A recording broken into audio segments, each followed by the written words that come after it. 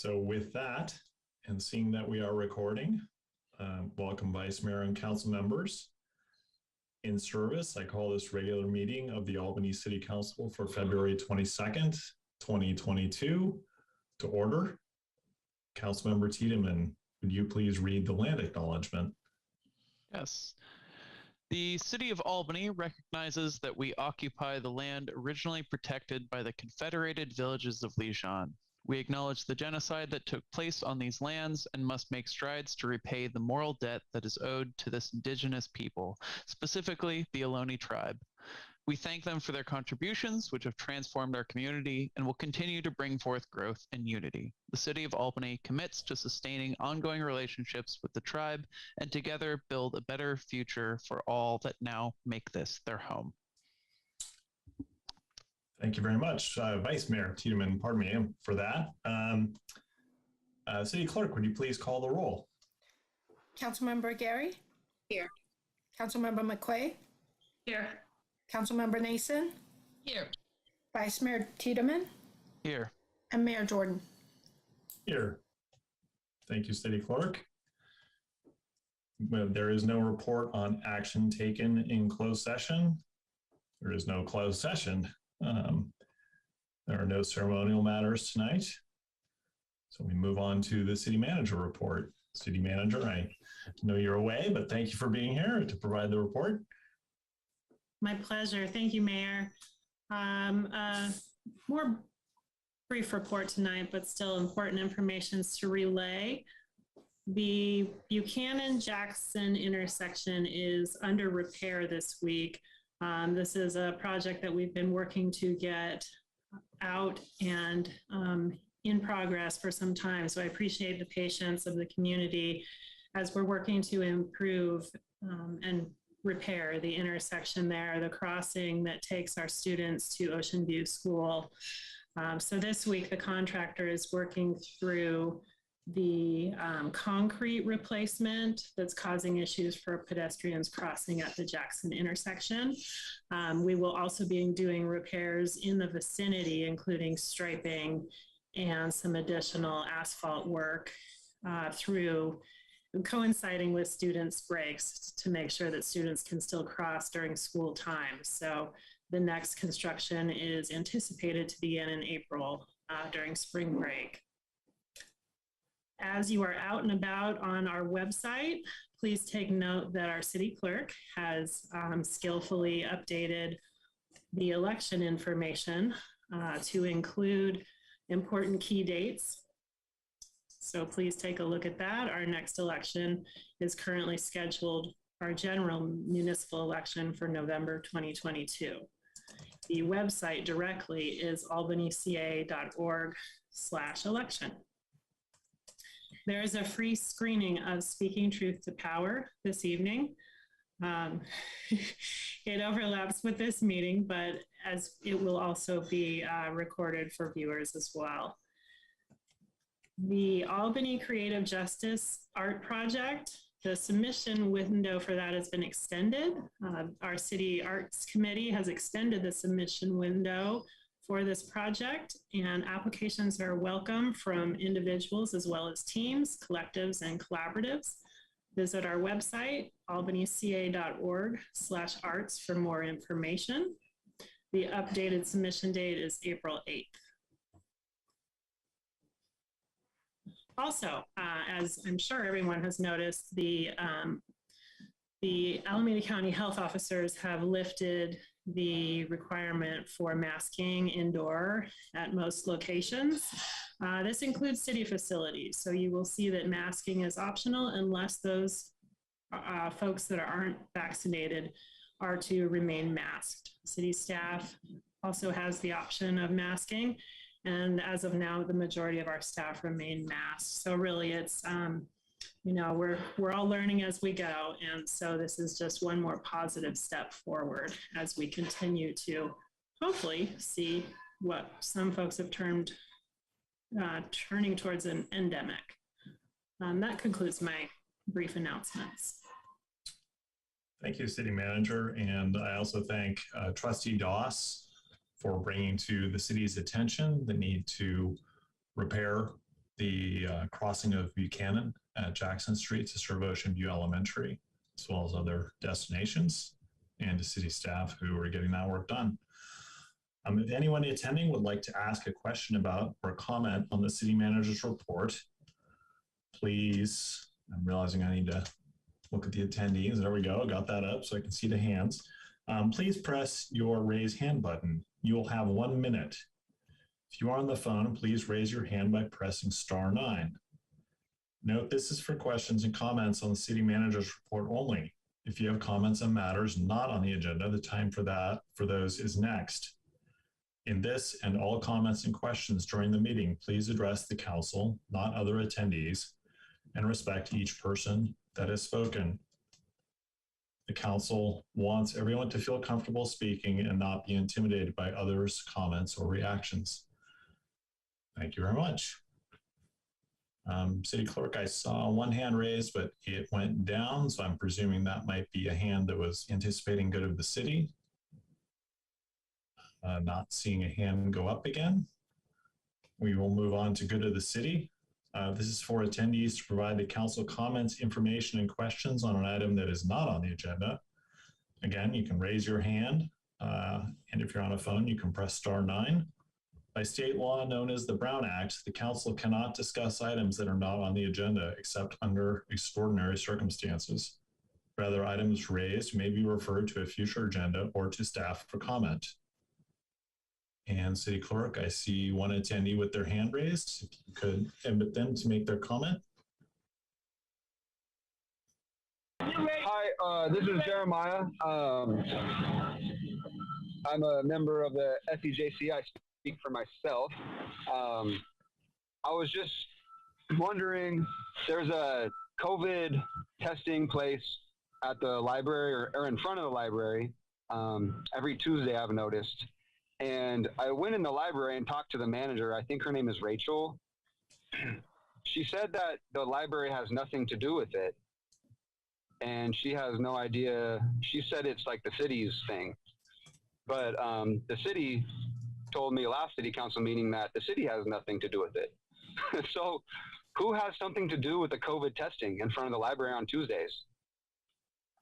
I mean, if the city's not claiming it or the library is not claiming it, what's really going on? I'm kind of just wondering, you know, if it's a city thing, it'd be nice, you know, to announce it during the manager's meeting. But if it's a library thing, it would be nice if the library would post something about it. So, yeah, so I was just wondering about that. I mean, it's a great service that somebody's offering.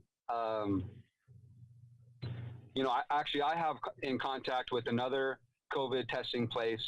They're willing to help out the city of Albany to do free events. It would be free COVID testing once a week, just like on Tuesdays. And it would be free for the city. They said that they get grants on their own, but they just host free events for cities. So city council, I'll forward you the contact information for the gentleman I spoke with and the COVID testing company.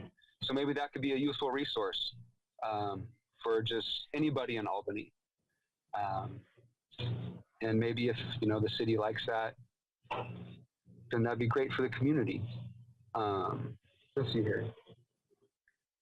Oh yeah, tomorrow I noticed at Cornell School, there's painting a mural.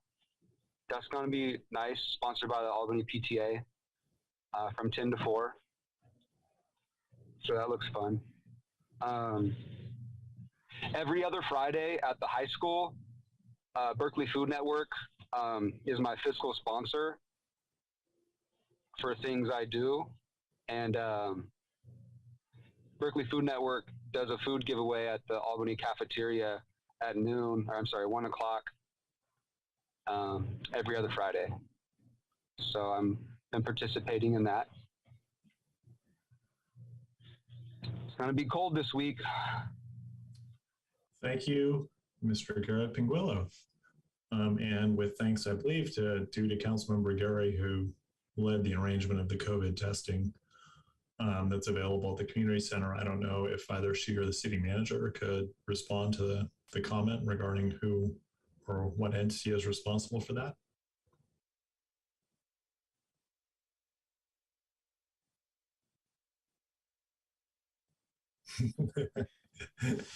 City manager. Okay. Zoom Thanks, tag. Councilmember Gary. Or Zoom chicken, I'm not sure which. Yeah. Zoom eye contact. Yeah, it's curative.com, curative.com. I can't remember which agenda it was on, but yes, it was brought forward by Councilmember Gary, and it is a fantastic partnership with Curative. They are their own individual company, and that's why we have cited that website directly, because appointments need to be made with them specifically. It is not anything that the city is doing besides being a partner to the company doing the testing. And my memory, which may not serve me, that has been being announced via the city's e-news. I don't know if in everyone, but fairly regularly. Okay, I see confirmation from the city manager. Thank you. I'm not seeing any more hands raised for good of the city. Moving on to the consent calendar. The consent calendar is for items that are considered to be routine by the city council and will be enacted by one motion. By approval of the consent calendar, the staff recommendations will be adopted unless otherwise modified by the city council. There will be no separate discussion on these items unless a council member or a member of the audience requests removal of the item or items from the consent calendar. Does any council member desire to remove an item from the consent calendar? Not seeing any. Oh yes, go ahead, please. 7-11. 7-11. Will do. Anything else? Okay, I'll take it that. I would request removal of 7-7. Sending that request to myself. Do any attendees desire to have an item removed for discussion? I see one hand raised. City Clerk, if you could let them in. Hi there. Yeah, my name's Cassie King. I'm an activist with Direct Action Everywhere, and I was on in the last city council meeting and heard your discussion about the letter to Cory Booker or some kind of support for a factory farm moratorium in California.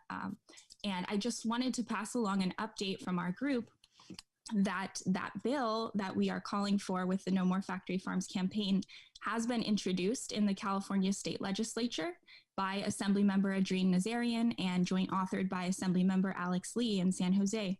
And you can find it by searching AB 2764 Nazarian, and it'll be the first thing that comes up. But I just wanted to see if, given that that's, a bill now that's very relevant, it's a California bill, if maybe that could be pulled to be addressed as, more specifically a letter to the California State Legislature. I believe it's on the consent calendar today. I just need to check that agenda. I hope it is, but yeah, that's my comment. Thank you very much. So that regarded a request. I'm just going to find the item now. That was a request on 7-11, same item that Councilmember Gary pulled. So we will get to that discussion. Thank you for your comments. Taking up 7-7, since this is the first item, I had a question. Oh, I'm sorry, there is somebody else here. Mr. Garrett Pinwilla, do you desire to remove an item? Yeah, I think it was 7-5, the advisory body appointee. Okay. Well, then we will take that up first. So if you just want to go ahead and ask your question or make your comment. Yeah, just questions, right? Questions first, and then discussion, and yeah. So my question is, the new advisory body appointees, these are possibly citizens of Albany that have never served on an advisory body to city council before. And it's quite a responsibility. I was just wondering what actions is the city council or Albany staff going to ensure that these new subcommittee members, these committee members are possibly trained on how to be committee or commission members, and possibly how to be on a subcommittee and how to formally present a subcommittee report. There's a lot that goes on being a commissioner and a committee member. You know, you get to be on subcommittees, but you got to make reports. So I was just, my question is, what sort of training does the city provide to its commissioners, basically to its advisory bodies? What sort of training does the advisory bodies get on, is it, you know, once a year, once every 2 years? And how intense is the training? Thank you.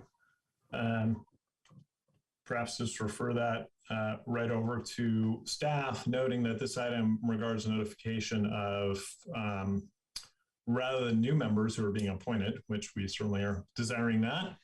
For the vacancies that we have, this is notice of members who have resigned. But still, a question I think is one that staff could address when there are new members appointed, sort of mid-session or late session. What, if any, actions are taken to brief them in? Good. I think Councilmember McQuaid's hand first. Thank you, Mayor. I just wanted to comment that my appointee was recently appointed. That's not a resignation on mine. Oh, I apologize. No problem. No, these are appointments. No, They're one of okay. each. It's a mix. All right. Thank you for correcting me. Councilmember Nason, were you? No, I was just putting my hand up because I thought you didn't see Councilmember McQuaid's. Thank you. Okay, thank you. Thanks for getting my attention. So I don't know if that'd be the question that was raised by Mr. Garrett-Willow, if the city manager or the city clerk might have any information on when a new appointee comes in at this point in the session, which is after the sort of mass formal trainings occur.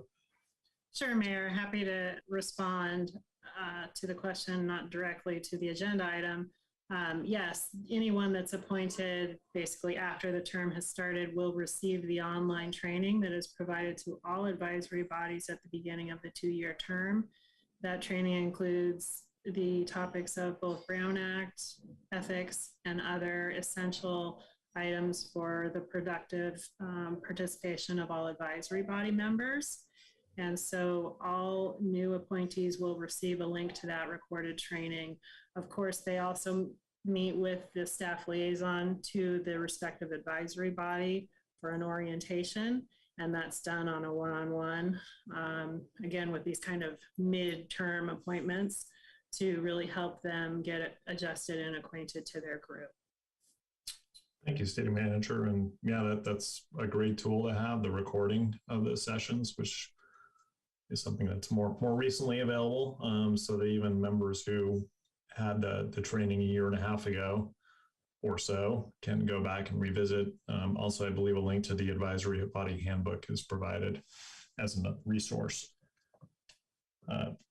With that, moving on to 7-7, this regards letting a contract for analysis of safety on Albany streets and potential interventions to improve safety. I had a question on that. I don't know if appropriate staff is here for that. It's not a do or die question in terms of passage, but I'll lay out the question. So there are a number of locations where the city has already engineered improvements, has drawings for those. Some of those are funded for implementation as laid out in the capital improvement plan. Some are unfunded.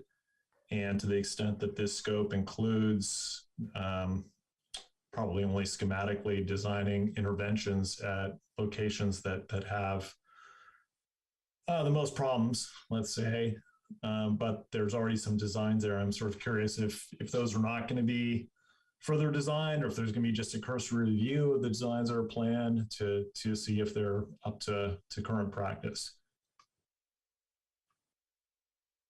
And I see the Transportation and Sustainability Manager. Thank you, Mayor Jordan. Yes, this is Justin Freed, Transportation and Sustainability Manager.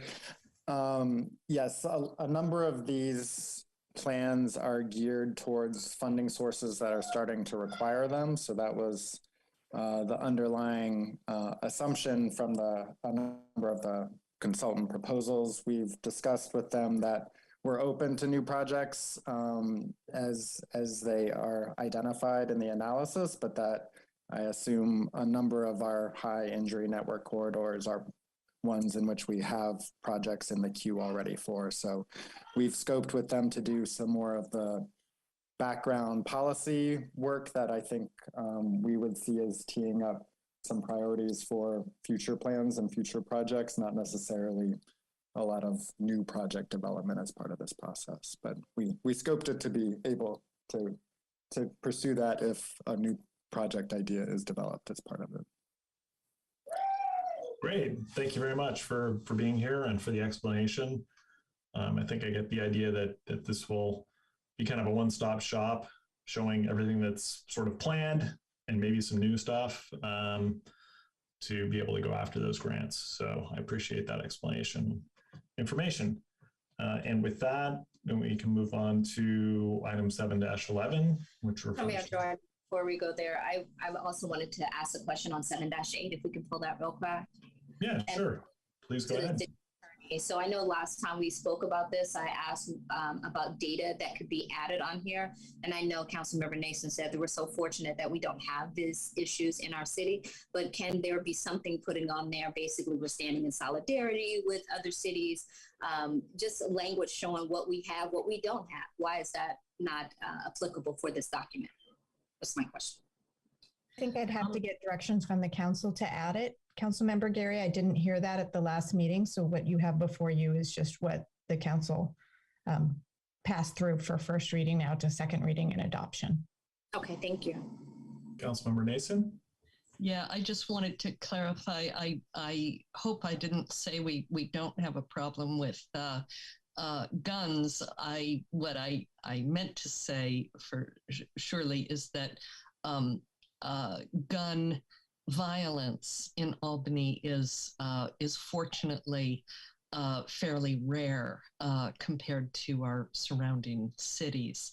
But as we discussed at the meeting, I think even Mayor Jordan had a personal experience with someone with guns that were perhaps not properly stored. And I think that I don't have any knowledge one way or another how many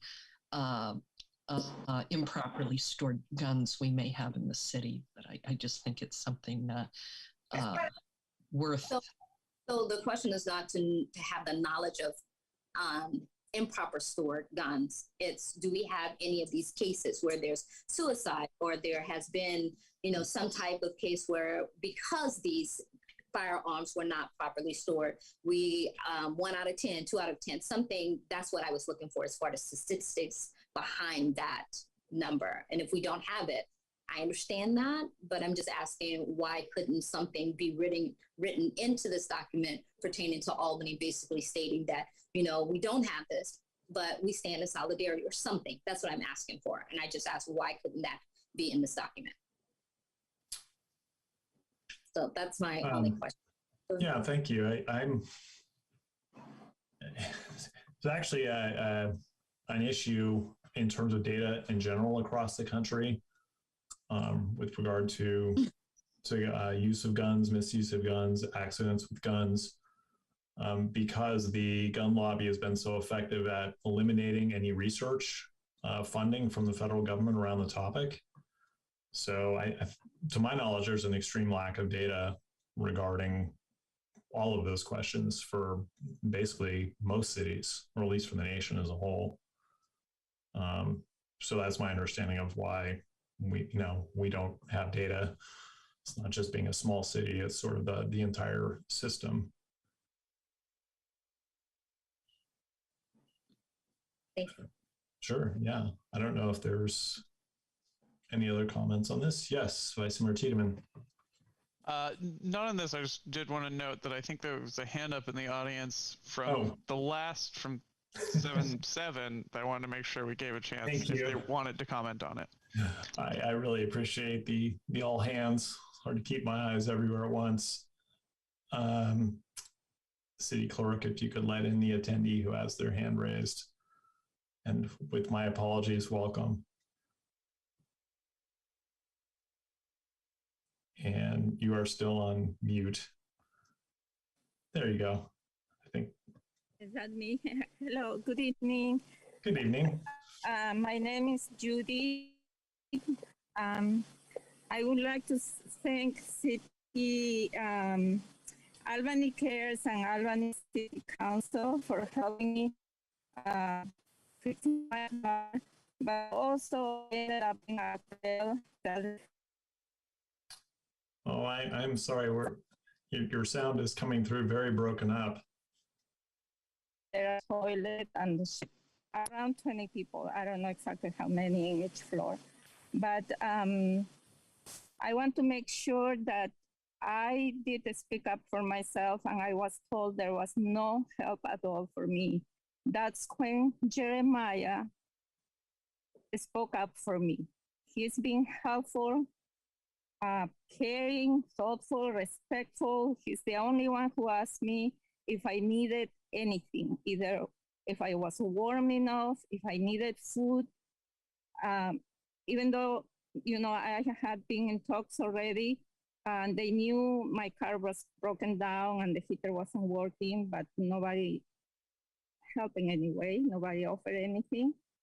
So that's my comment, that I would be still in a lot of trouble if it wasn't for Jeremiah. And I haven't seen him being disrespectful or threatening or hurtful to anybody. Because of him, police officers got me a sleeping bag. And he's been there for people. He's helping people with, you know, with no interest of any kind, just helping people. I do hope that you all can work in a way that is respectful and professional, putting aside all you know, negative feelings or dislikes. Thank you very much. Thank you. Thank you, Judith. Thanks for taking the time. Thank you. I appreciate it. Thank you, Vice Mayor Tiedemann, for seeing the hand. So now perhaps if we go on to 7-11. Yeah, so basically my comment was basically to let the council know that there is an assembly bill, as the attendee pointed out. And so with that said, as far as the letters that were written, I mean, I think we should probably direct them on a more of a state level in this support, or just want to get your thoughts on that, Mayor Jordan. Sure. My suggestion would be, well, let's, Councilmember McQuaid, if you would like to go ahead. You are on mute. Let me start again. Sure. Now that I'm unmuted, the car's beeping outside. I wanted to thank the member of the public who brought this to our attention, and also you, Councilmember Gary. I did look up the bill really quickly, and it's pretty skeleton at this point, at least the information that I'm seeing. So what I would suggest is we go ahead and send the bill, the letter as you've written it, and when the other when we see the California bill, that we write a letter germane exactly to that bill. There may be some differences, I don't know, because I can't really see it yet. But that might make sense. To go ahead and send the one that we have. Thank you, Councilmember McQuaid. I would tend to agree with that the ones that we have in front of us are for the federal bill, and we go ahead and send those, and we refer tracking and potentially sending a letter or letters on the state bill to future agenda, so that we can have letters that are, you know, thought out and customized to that particular bill. I appreciate that there is a bill now, because I think that probably answers some of the questions I had last time, and makes it a more formal operation than what we had before us. So I will bring this up again in future agenda. And with that, we've reached the end of the discussion on the items that have been pulled from consent, unless there is more discussion. Yes, Councilmember McQuaid. I was going to move consent.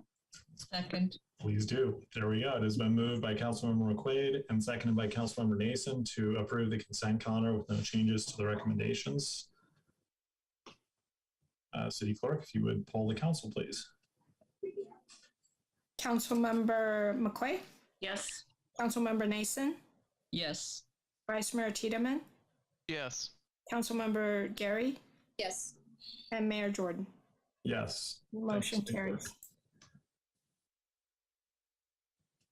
And that brings us to presentation, which this evening regards the annual comprehensive financial report, which I don't know if staff has a way of pronouncing that acronym, given that it's changed. If it's ACFR or maybe hasn't developed yet, given that it's a new acronym. The annual audit for financial year 2020 and 2021.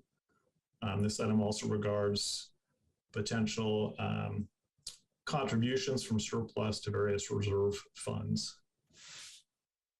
Staff, may we have a presentation? I see the Financial Department Director here. Welcome.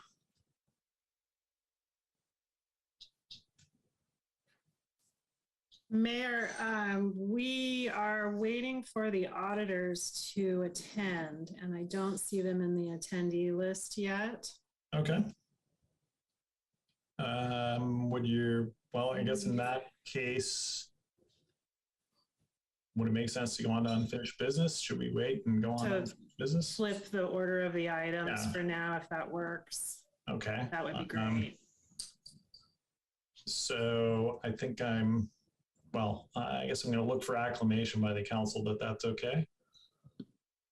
Looks like everybody agrees that's okay. I know that can be sometimes problematic for attendees, so please bear with us. I apologize.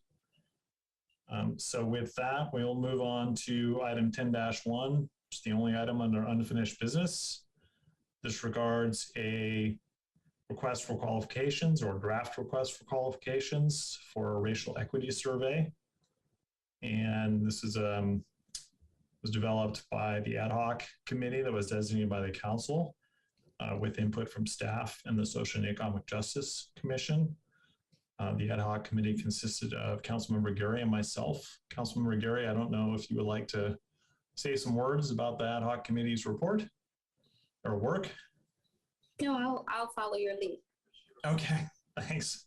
All right, so the ad hoc committee, we worked by email, tracking potential changes to the document back and forth, conferring with the city manager by email. We then met, virtually in person, such as it is, to go over changes, finalize that draft, provided staff, which was then provided to Social and Economic Justice Commission in time for them to consider in their February meeting, which is early in the month.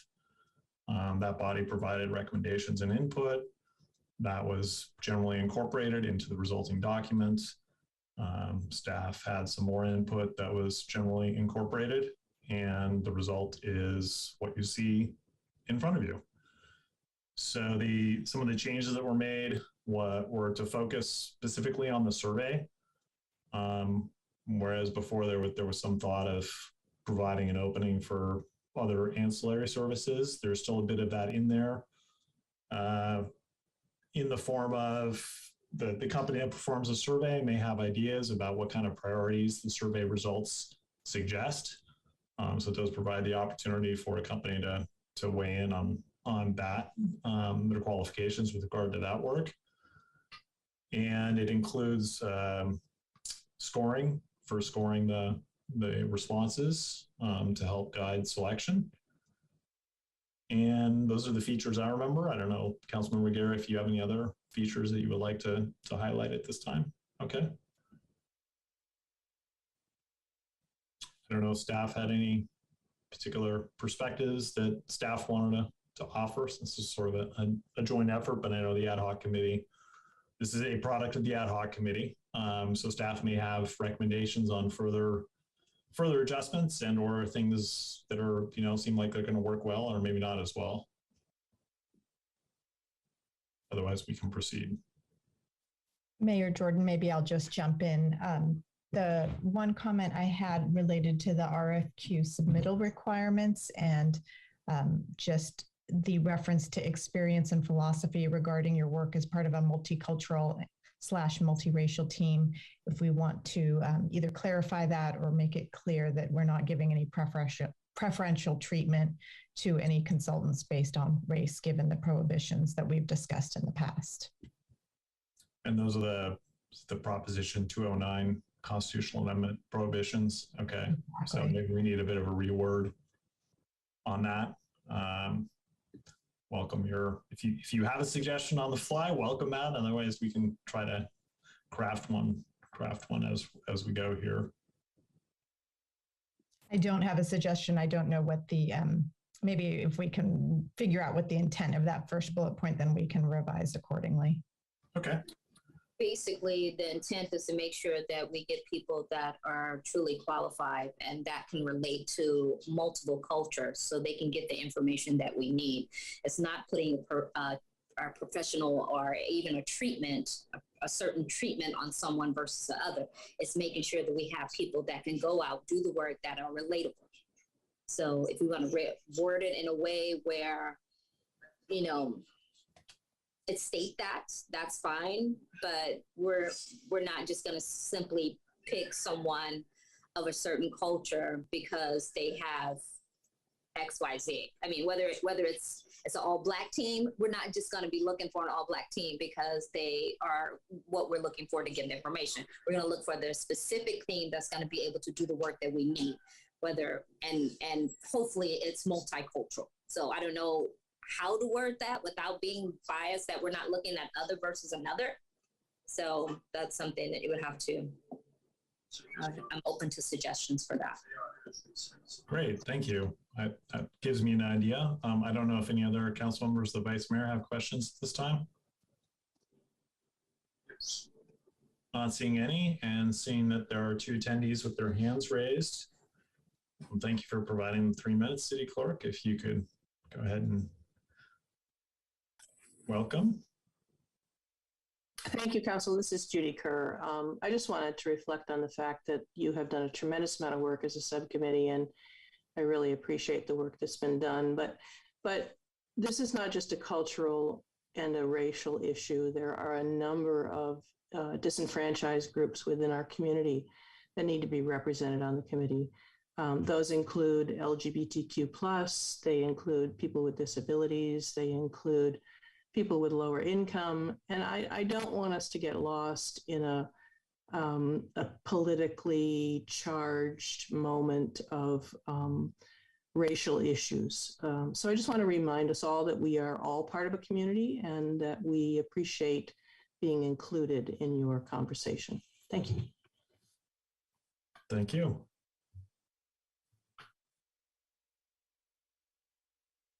Welcome.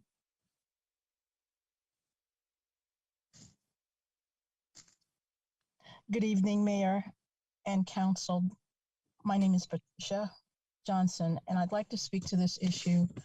I agree with your city having to become inclusive as possible. I believe that the wording should fit the needs of the community and speak to how to be inclusive, giving the data that's reported from the different biases that you have in your community. I believe that moving forward, you are not just one thing about race or another thing altogether about how one person feels or all of that. That is incorporated when you build total inclusivity with everyone being a part of the picture.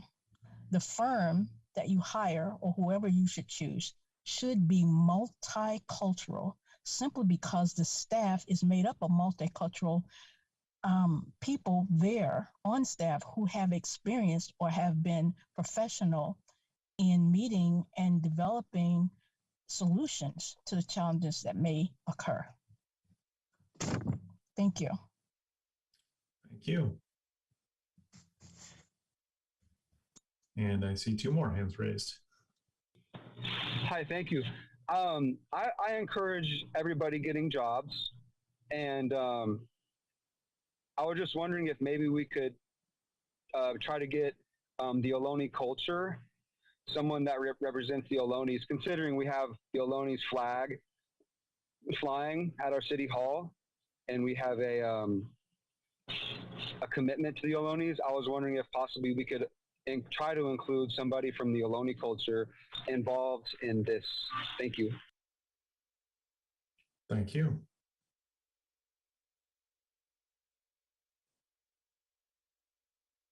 Welcome. Hello, mayors, vice mayors, city councils, and managers. I appreciate you taking care of our city so well. I'm Kathy Rye. I am recently appointed by Vice Mayor Tiedemann to join the Social and Economic Justice Committee. I just wanted to do a quick hi, and nice to see your faces to the names. And I look forward to the training, and I want to pay attention and learn from all of you. And just a couple quick thoughts just from what I've been hearing so far in terms of the racial equity survey. I think it would be helpful to get data because I'm an engineer, so numbers tend to stick in my head.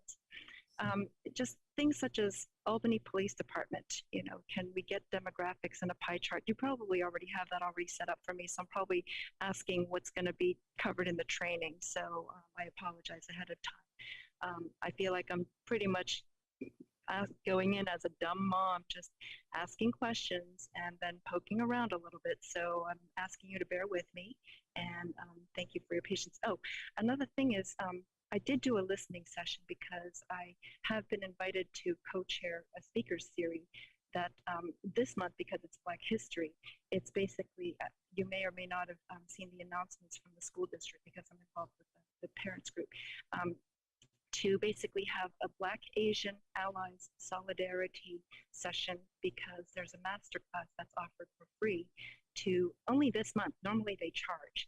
And then I managed to get world-renowned writer Camille Parker to help unpack a lot of that material. So I don't know if that's something that would be worth spreading the word because everybody in the Albany community is welcome, but it's basically parents, teachers, everybody so far welcome. So if there's anybody else that I'm missing, I think I might have given that information. I have Vice Mayor Tiedeman's email if you do want me to forward that link to be included in the Zoom for anybody else that wants to participate.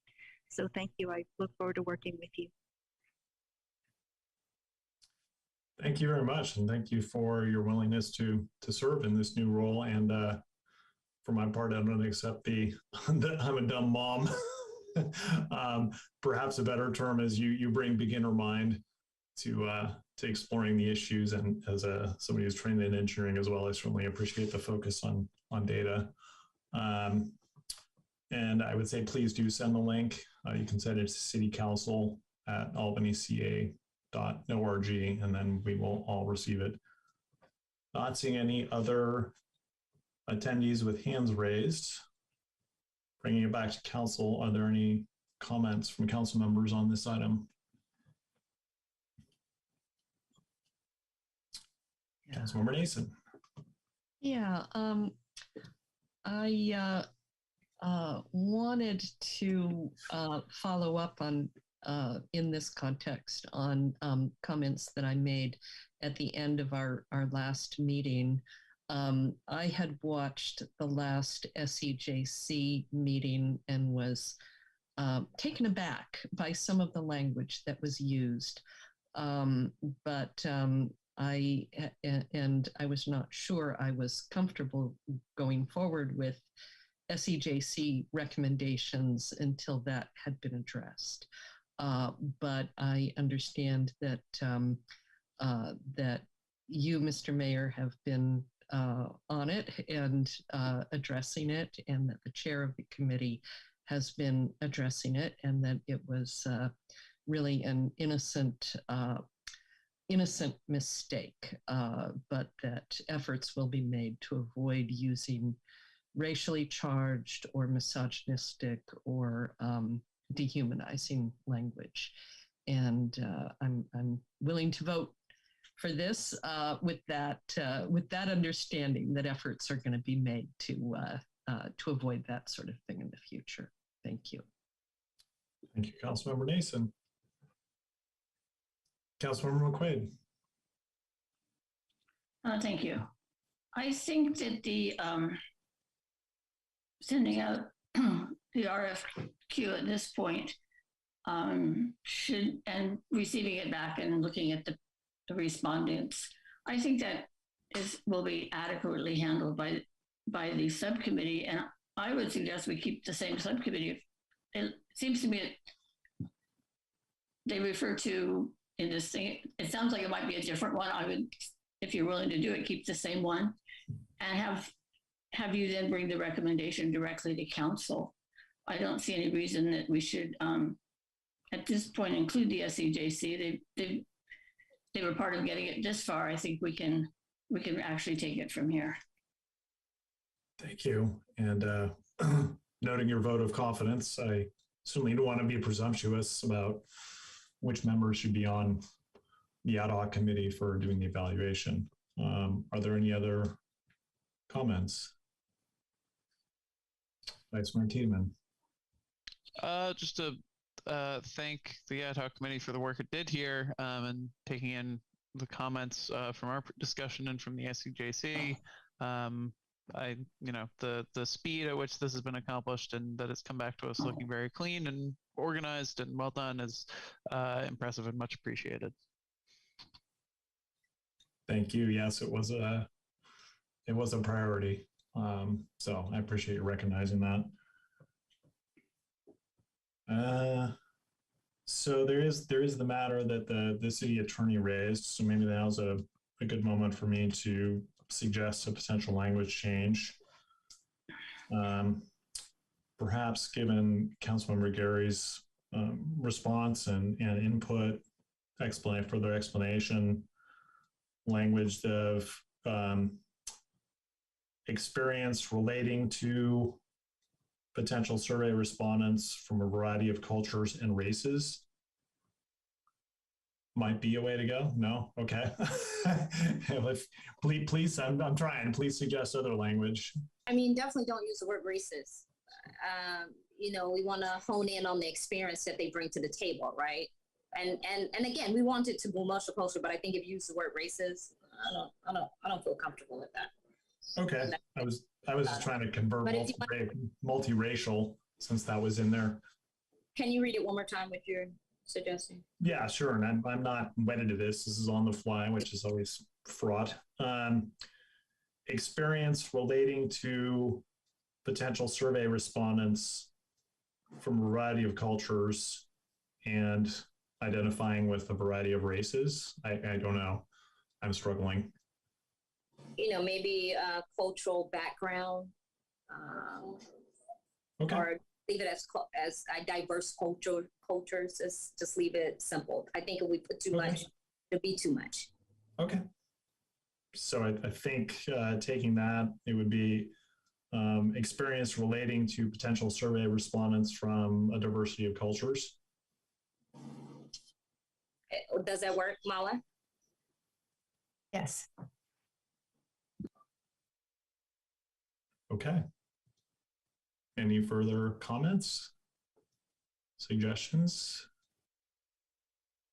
All right, with that, and noting that the item consists of, there was also Councilmember McQuaid raised the question of the third recommendation from the ad hoc committee here, which is to have the Social and Economic Justice Commission also evaluate the responses and provide a recommendation to the council.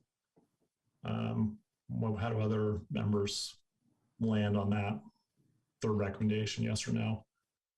It makes sense. Which makes sense, I'm not sure. That Council Member McQuaid's suggestion since it would speed things up, and I assume there's no need for SCJC for it to go back, but I don't feel terribly strongly either way, but would support it as a efficiency measure. I mean, we definitely don't want to close them out. You know, they have been a part of the process. So I think just inviting them in just to do a quick overview or just have that discussion is always good.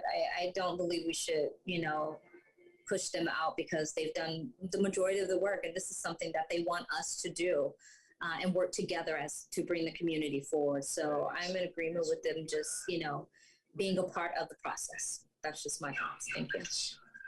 Thank you. Vice Mayor Tiedemann? Yeah, I would tend to agree with that on the basis of, you know, when an item, not quite this item, but, you know, the last version of this came to us, that there was a lot of worry, I think partly because people didn't feel bought into the process. And so the best way to help with that is to have people actually part of the process. So I'm not sure if it would need to be referred to the full commission. If it could be referred to a subcommittee of the commission, that might be more efficient. I don't know what the parliamentary procedure there is, but I think the SCJC should probably be a part of it. And I think hopefully the idea would be that, you know, we will hopefully get good enough applications that there'll be no bad choices and one will prevail, and B, that if we apply the same standards to all of them, that there won't be a lot of you know, disconnect between what the ad hoc committee of this council decides and the SCJC decides. Thank you. So yes, on procedure, unless staff corrects me, my understanding is that the council really cannot directly refer something to an ad hoc committee of one of its advisory bodies. It's up to that advisory body to decide how to process it. And an ad hoc committee of an advisory body doesn't make recommendations directly to the council and only does so to the advisory body. I don't see staff wagging their head this way. I see a little bit of this way. So I'm going to take it that I understand that correctly. Thank you for that clarification. That's what I figured it was while I was asking the question. Thinking it through in real time. So maybe a way to handle this is to take these recommendations one at a time, since there's, you know, a little bit of, I think, variety of opinion.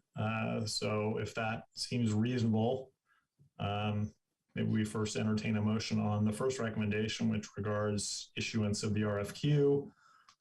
With 45 days for firms to perform, I think this is actually misphrased, with 45 days for firms to respond to the RFQ. It actually says to perform a survey, which that's wouldn't be realistic. So this would be 45 days for firms to respond to the RFQ from issuance.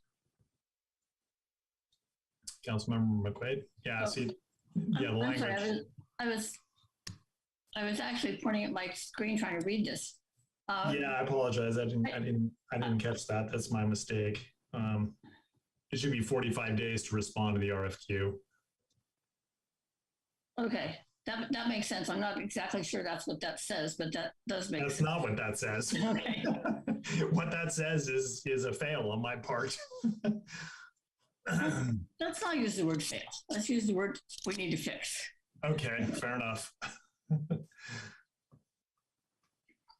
Okay, so Mayor, could you read the way it should be? Sure. So the topic we're entertaining is potentially a motion to authorize issuance of a request for qualifications for racial equity survey services, with responses for the deadline response to be 45 days after issuance. Can we take that as you making the motion? Yeah, why don't we just Can we take that as me seconding the motion? Right. Trying to stand on tradition rather than a loud process. Thank you. I second that. Okay. All right, we have a motion and a second. Is there any further clarification needed on the motion I made? Not seeing any. City Clerk, if you would entertain polling us, please. Councilmember Gary? Yes. Mayor Jordan? Yes. Councilmember McQuay? Yes. Councilmember Nason? Yes. And Vice Mayor Tiedemann? Yes. Thank you. Motion carries. Moving on to the second part, which is the ad hoc committee's recommendation to establish an ad hoc committee, which really is essentially a new one because it's for a new purpose, and being in the nature of an ad hoc committee, it's important to keep with the charge of the committee, to advise on outreach, marketing the RFQ. So in other words, marketing the RFQ to a diversity of firms, and to evaluate responses to the RFQ with staff according to the criteria in the RFQ. And I suppose, yes, go ahead, Vice Mayor Tiedemann. I would motion that we establish an ad hoc committee consisting of Mayor Jordan and Councilmember Gary to advise on outreach and marketing for the RFQ and evaluate responses of the RFQ with staff. Thank you. Is there a second? Councilmember Gary seconds. Thank you, Councilmember Gary. Vice Mayor. Is there any discussion on this? I don't think there is, but not seeing any. Thank you, City Clerk. Sorry about that. It's okay. Vice Mayor Tiedemann. Yes. Councilmember Gary. Yes. Mayor Jordan. Yes. Councilmember McQuay. Yes. And Councilmember Nason. Yes. Motion carries. Thank you for, at least on my part, for entrusting me to continue the work. And now for recommendation number 3, which is refer the responses to the RFQ to the Social and Economic Justice Commission to evaluate via the same criteria and subsequently make a recommendation to the City Council. Vice Mayor Tiedemann. So I'd move that we refer the responses from the RFQ to the Social and Economic Justice Commission to evaluate via the same criteria and subsequently make a recommendation to the City Council. Is there a second? Councilmember Gary, second. Is there a discussion? Councilmember McQuaid. So I'm a little confused about the process. If we have the council and ad hoc committee with staff evaluating the responses, then I'm assuming they come up with perhaps an priority order of who they think would be the best, or at least have some, maybe toss some or something. Mm-hmm. Do they send their recommendations to SCJC, or do they send everything to SCJC? It seems like, and then SCJC makes the recommendation. What if their recommendation is different from that of the ad hoc committee and staff? It seems like that could potentially be I think it could be a problem. I mean, if you've got 2 separate bodies working on something, at some point they have to come together with one recommendation to be sent to the council. How does that piece happen? Thank you. And Councilmember Gary can correct me if I get this wrong, but my understanding of the intention is that the responses to the RFQ would go to the SCJC, and it would do its own evaluation based on the criteria, and then send a recommendation to the whole council. And so the council would receive 2 reports or 2 recommendations, one from the ad hoc committee and one from the Social and Economic Justice Commission, rather than those being merged, particularly because I don't know if by process under the Brown Act they could be merged anyway. But my thought is having a diversity of perspectives is not a bad thing on this, and I'm certainly in support of Social and Economic Justice Commission having a role. In fact, even though we passed the last motion, I would say it's even more important for that body to have a role than for the ad hoc committee of the council to have a role. We started this out and had to step back because we needed to keep faith with the process, and not having that body with its expertise and wide membership be involved, I think would set us back again in the same way that our initial work did. So unusual perhaps, but it is not your standard technical topic.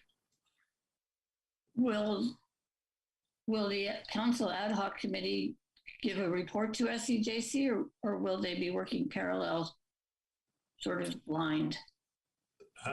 Again, only my perspective. Others can weigh in on what the process could be, but my intent was that they each work independently. So we get those 2 independent perspectives as a council as a whole. And then the council, both of those are only advisory to the council. So even if there's differences in those recommendations, that's fine. Then the council makes the binding decision.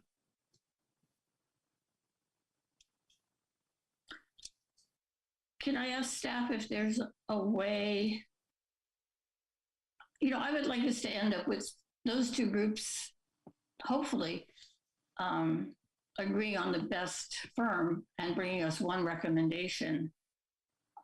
Is there a way to do that?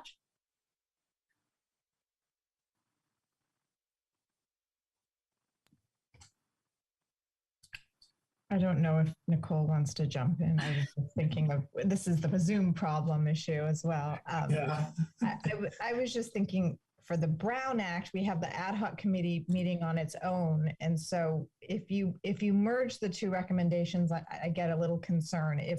If the ad hoc hears the recommendation of SCJC and then takes it into consideration and maybe forms a recommendation based off of that information and its own perspective, they could take that information and make a recommendation to the council. That may be one way to go. It may be the same recommendation, it may be different, but that may be one way to handle it while keeping the two bodies separate. If I can add on to the city attorney's advice, if there is an interest in interviewing any of the respective respondents, the likely, not the only functional process, but one functional process would be exactly as the city attorney advised, that the matter first be reviewed by SCJC by receiving the responses to the qualifications, basically reviewing all the qualifications that are submitted through potentially a subcommittee. This is a process question for the commission, but potentially a subcommittee of SCJC that then goes to the full SCJC for a recommendation up to the council subcommittee, who takes that under advisement as you, the council subcommittee, are conducting potentially a subset of interviews with the most competitive respondents. Otherwise, I'm not quite sure on the fly here how we would functionally have that interview component at this point in the process. That sounds like a great answer to me on the fly. Work in series with SCJC taking the first look and, well, at least passing a recommendation onto the ad hoc committee for its consideration. Yeah, I think that makes more sense, which means we'll need to change the language, I think, here a little bit. Mm-hmm. Yeah, so I can try to do that. So what's a notion on the table is to refer responses to the RFQ to the Social and Economic Justice Commission to evaluate by the same criteria and subsequently make a recommendation to the ad hoc committee for its consideration. And I will make that a motion just to move things along. Can I make a friendly amendment? Please. And I was taking notes, so I might have missed it. After the ad hoc committee, don't you want to include, they make a recommendation to the council?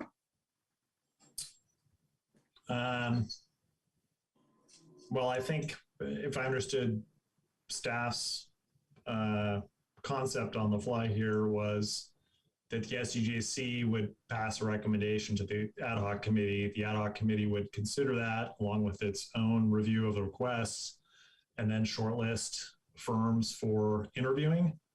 And then the ad hoc committee plus staff would interview those firms. And then, and then perhaps what comes to council is the ad hoc committee's recommendation along with staff.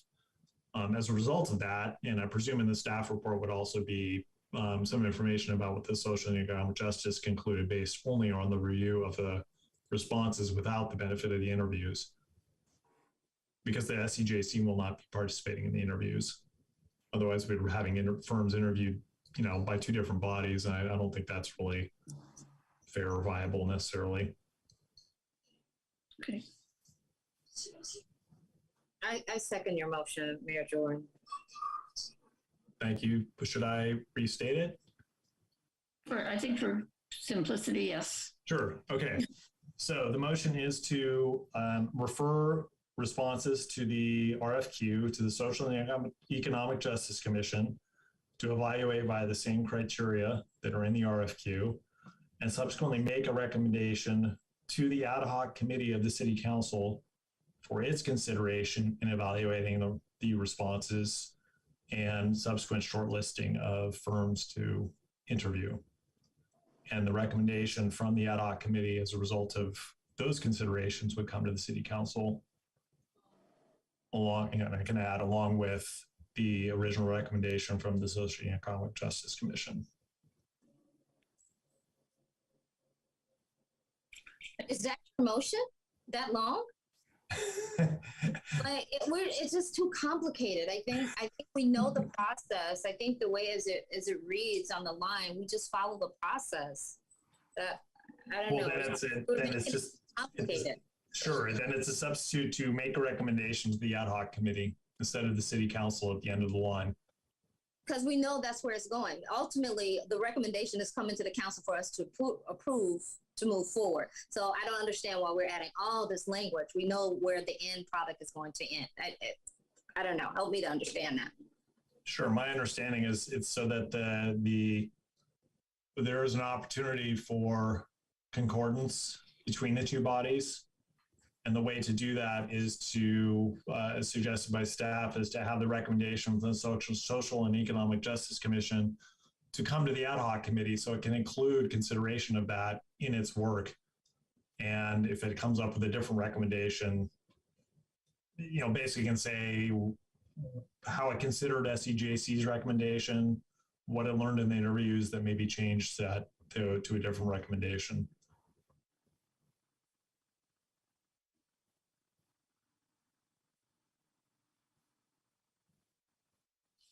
Trying to find a way.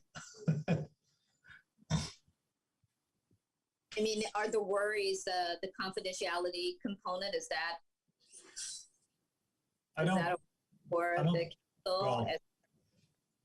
Councilmember McQuaid, maybe I can try to articulate. I think I can articulate, but probably best to have the member who's originating the concern to articulate. No, I think it is complicated, but I think it's important that we get it in writing correctly. No, my question was: is there a confidentiality component that is leading this language to read as so? Is that the issue? No, I think the issue is Brown Act. Okay. So I think the issue and the desire was to have at least the recommendation come from one body that considers both bodies' work so that it's integrative of it rather than having separate recommendations come from each body. And because of the Brown Act, the way to do that is to have the Social and Economic Justice Commission's recommendation come to the ad hoc committee after it has developed its recommendation so that the ad hoc committee can incorporate that into its work. Because only one of the bodies is going to be involved in the interviewing. And so without receiving the recommendation going into it from the other body, we may end up with a non-integrated result. So I think if you put that right before, let me see, to evaluate via the same criteria, maybe just stating that one-liner that it will go to the SCJC will review and submit to subcommittee, to ad hoc committee, subsequently making a recommendation to City Council. I mean, the explanation of their assignment will be given to staff to give to them so they can understand what is expected of them. I don't think that should be a part of the motion. So maybe just putting the steps. It's evaluate the same criteria through SCJC to ultimately it's going to be at the City Council to SCJC, the ad hoc, and then ultimately result into City Council, recommendation to City Council. That's it. And then staff should be able to explain what the next steps are. Yeah, so maybe I think I'm capturing what you're suggesting. So the same language that's on the agenda and subsequently make a recommendation, which So is right provided before- to the ad hoc committee It'll go. and then subsequently to the council. Okay, so refer the responses to the Social Economic Justice Commission to evaluate via same criteria, right, to the ad hoc. It's gonna go to us first, and then subsequently make recommendation to the city council. And that should be enough. Okay. No, I'm sorry, Councilmember Gary. I think I misunderstood what you said. Who did you say it goes to first? It's gonna go to us, Mayor Jordan and myself, the ad hoc. I think that is prior to going to the backwards. Mayor Jordan, I thought you were saying that it would go to SCJC first. They would send it to the ad hoc for the interviews. I think we're having a who's on first moment. So I believe what Councilmember Gary is that presuming it goes to SCJC, what comes from SCJC goes to the ad hoc committee first, and then subsequently goes also to the council. That's what I said. Okay, then I misunderstood what you said. I'm sorry. That's making it as we go. So that happens. All right, so I will try to restate this again. So the motion is to refer responses to the RFQ to the Social and Economic Justice Commission to evaluate via the criteria in the RFQ and subsequently make a recommendation which goes to the ad hoc committee for its consideration and subsequently to the council. I second. Can we? Thank you. Is there any more discussion? Okay, City Clerk, please poll the council. Councilmember Nason, Yes. Vice Mayor Tiedemann, Yes. Councilmember Gary, Yes. Mayor Jordan, Yes. Councilmember McQuay. Yes, yes. The motion carries. And I thank you all for your patience bringing us to consensus on that. It's worth the time. So that brings us to the end of item 10.1. So hopefully the auditors have joined. Great. I see a thumbs up from the city manager. So this will bring us back to item 8-1, which regards the annual comprehensive financial report and annual audit for fiscal year 2020-21, and also potential contributions to various reserve accounts. All right. Thank you. Thank you, Mayor. Thank you, City Manager, as well as the rest of the council for inviting me out to share with you the results of the June 30th, 2021 audit. What I'd like to do is kind of briefly go over some of the auditing standards that we adhered to during our audit, explain the audit process, and then I'll highlight some of the key financial highlights, which you have a copy of the report in front of you. And then lastly, I'll go over the audit results and open it up for any questions if there are any. So with our audit, the American Institute of Certified Public Accountants, they issue statements of auditing standards that we adhere to in our audit. And because the city is a local government, the Government Accountability Office, they issue government auditing standards that we also adhere to. With respect to the way we do our audit, about halfway through the year, we do an interim audit where we assess the district's internal controls and some compliance items, where we sample and test transactions, and just to make sure that the district's internal controls are properly designed and implemented. And then after the year is over, we let the city close its books, and we go in and we perform substantive and analytical procedures where we are substantiating the ending balances and all the management's assertions, such as, proper cutoff and the balances are correct and reported in the correct accounts and things of that sort.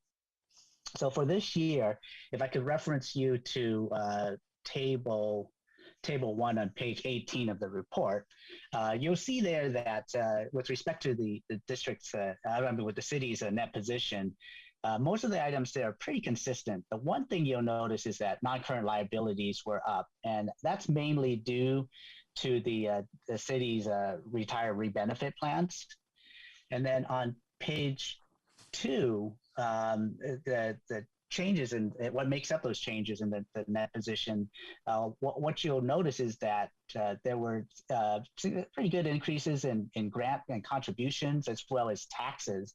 And on the expenditure side, you see that those increased revenues were used to provide additional services in general government, police, and fire. So I'm assuming that you guys expected that, considering everything that was going on in the city.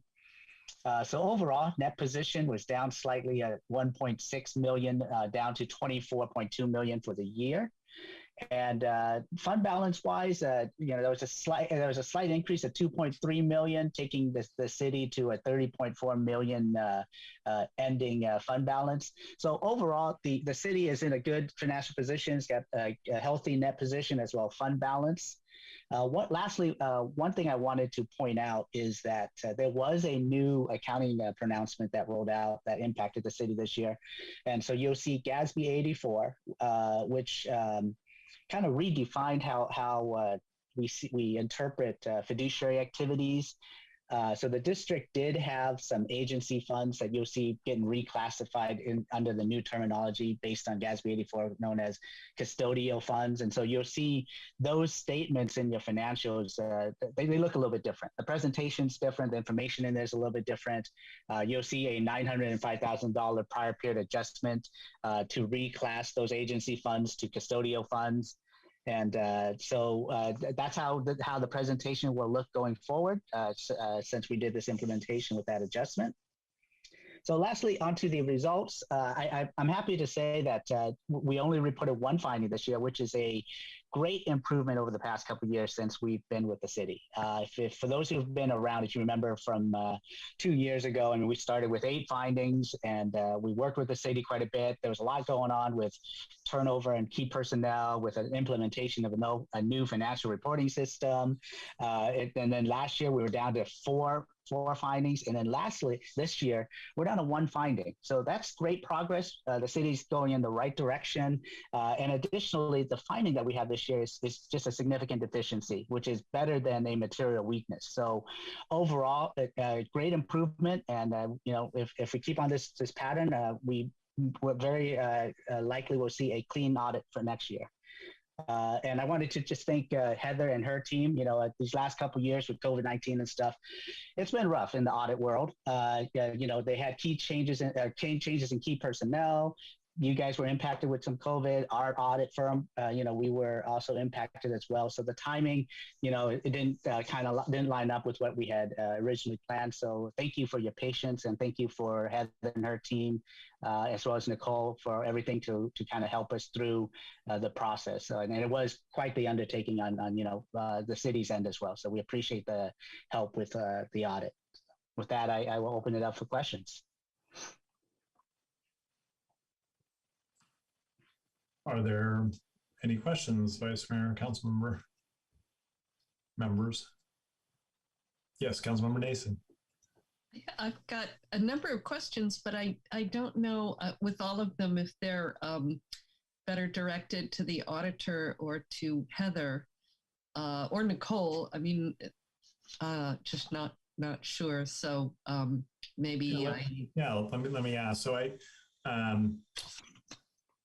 were staff also going to present? Would it be best for Councilmember Nason to segment our questions if there's going to be another presentation, or how would you like that approached? So I was going to just talk a little bit about the finding, the last finding. I wasn't going to really dig into the numbers. Depending on the question, it might be kind of a tag team between Paul and I. Okay. So I don't know. How do you want to do it? Well, that's one of my top questions is how are we going to tell us about the finding and how we're going to address it going forward? Thank you. That I can take. So we are in the process of hiring an accountant position. This is a new position over the last few years, and their main responsibility will be month-end close and the financial close and making sure that all journal entries are recorded properly. So that should wrap up this last finding. Thank you. Very good. Okay. Can we expect to see a certificate as we, for those who are new in the olden days, we would each year get a certificate from the Government Financial Officers Association, kind of certifying our that we did this presentation appropriately, and in the time prior to Nicole and Heather, we kind of hit a wall and did not continue to receive those. Are we back on track with that? That is a goal for next year. I did not plan on submitting this one for the award. Okay. All right. Thank you.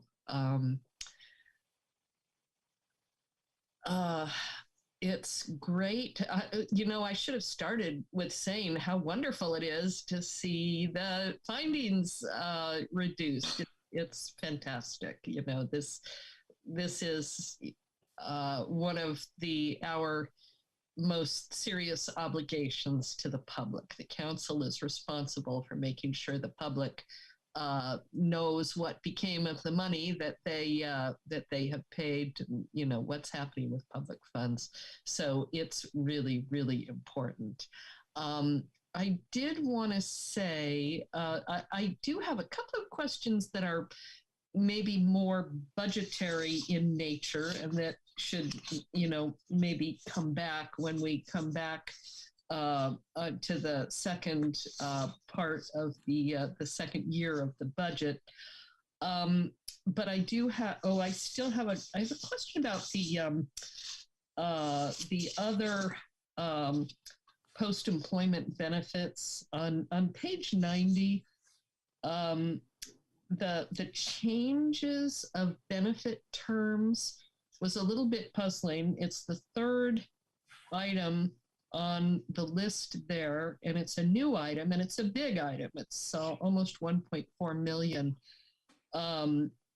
new on that list, which I'm guessing this has something to do with what Mr. Pham was talking about with the way that pension obligations are reported, but I'd appreciate hearing about it, especially because under notes, it says there were no changes in benefit terms, but there is this $1.4 million item for changes of benefit terms.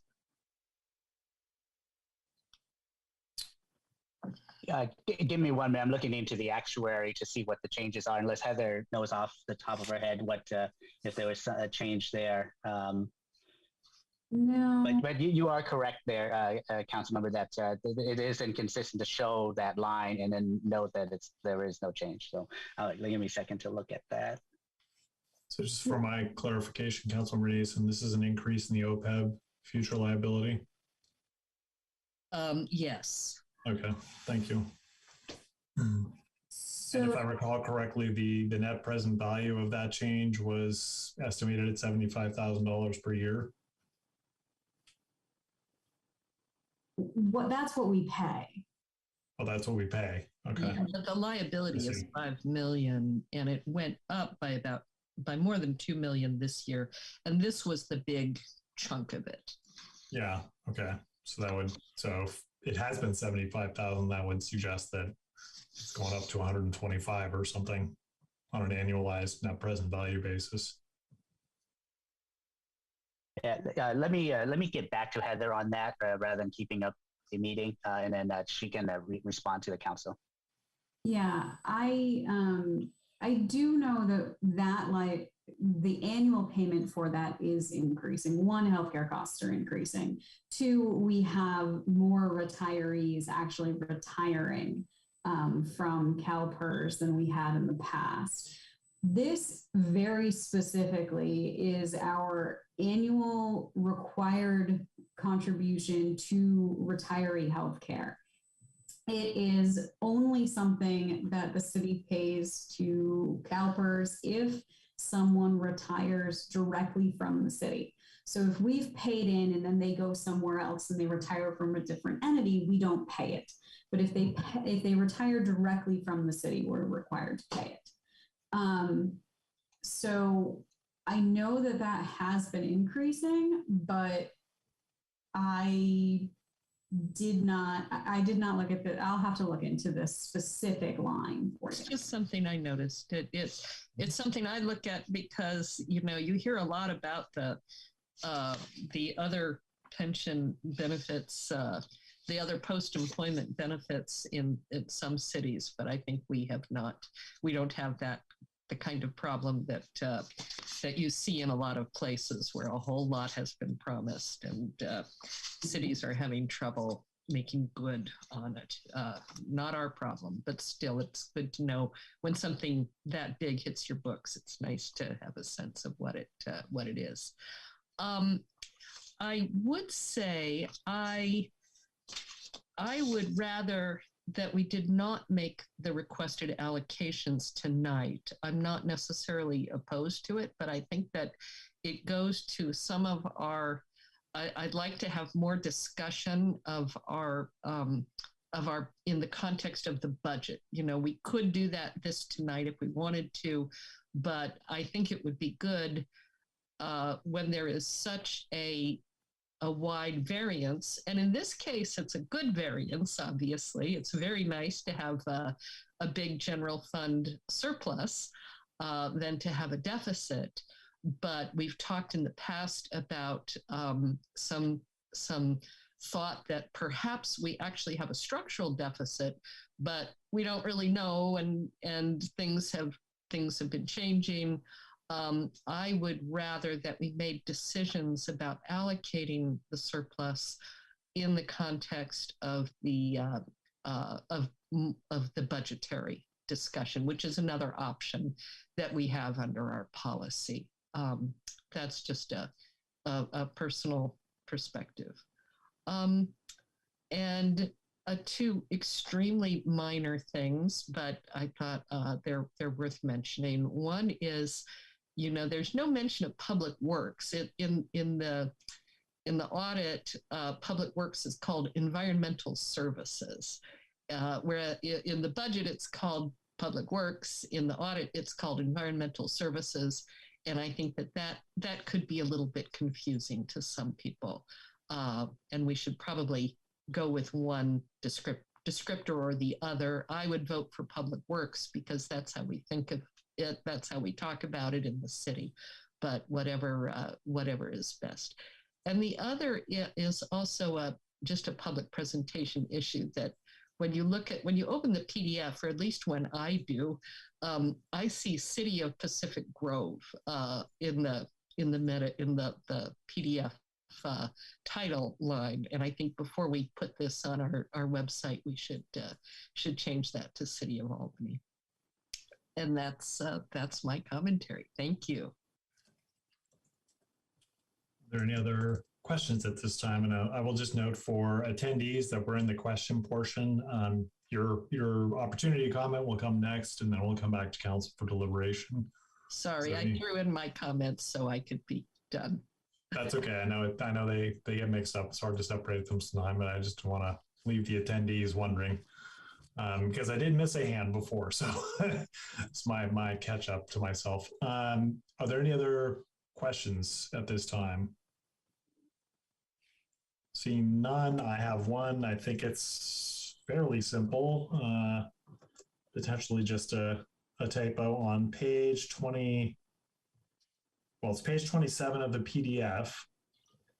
There is a chart of the year-to-year change in expenditure by function, which is somewhat by department. And it shows police, and then fire and emergency medical services as increasing, as I understand it. But then in the pros, it says the police-related costs decreased and fire and emergency medical service costs decreased. I'm going to guess that the pros there should say increased, not decreased. And I will wait for. Yeah, we can make that. Yeah, we can make that correction and send over that revised page.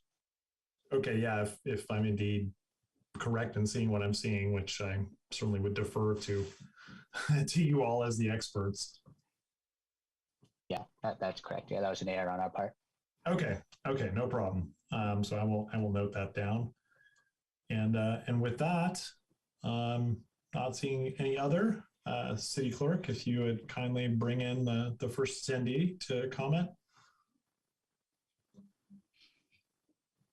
Hello, council members and staff. This is Judy Kerr. I'm the chair of the Finance Advisory Committee. And I just want to reflect on the fact that over 2 years ago now, the council established the Finance Advisory Committee, and we are still looking forward to the opportunity to review these reports prior to your read of them. I think a lot of the concerns and the typos and the questions and the what city are we really talking about could be addressed in our commission, and could result in you seeing a much cleaner report than you are seeing tonight. So I know that Heather has done an excellent job, and I have nothing but appreciation and strong support of her work. But we do need to move to a situation where we are actually using our subcommittees and our ad hoc committees and our commissions effectively. Your earlier conversation about the role of the Scjc is informative in this regard. Who does what and how does that happen, and who's in charge, and what do we really want to do? The purpose of in my view, as a resident of Albany for many years, purpose of a commission is to provide the council with advice and public review prior to their actual hearing of documents. And that has not happened tonight. And I am most apologetic about that, but I have no control over that. So I look forward to the future when the Finance Advisory Committee will in fact see these reports, these audits, prior to your hearing of them. And I have no specific comments about the report tonight, but I do look forward to the future. Thanks. Thank you. Next attendee, welcome.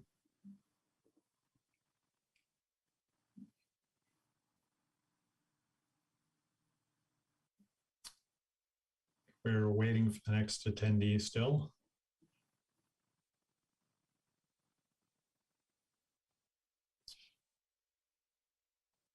Are you talking to me?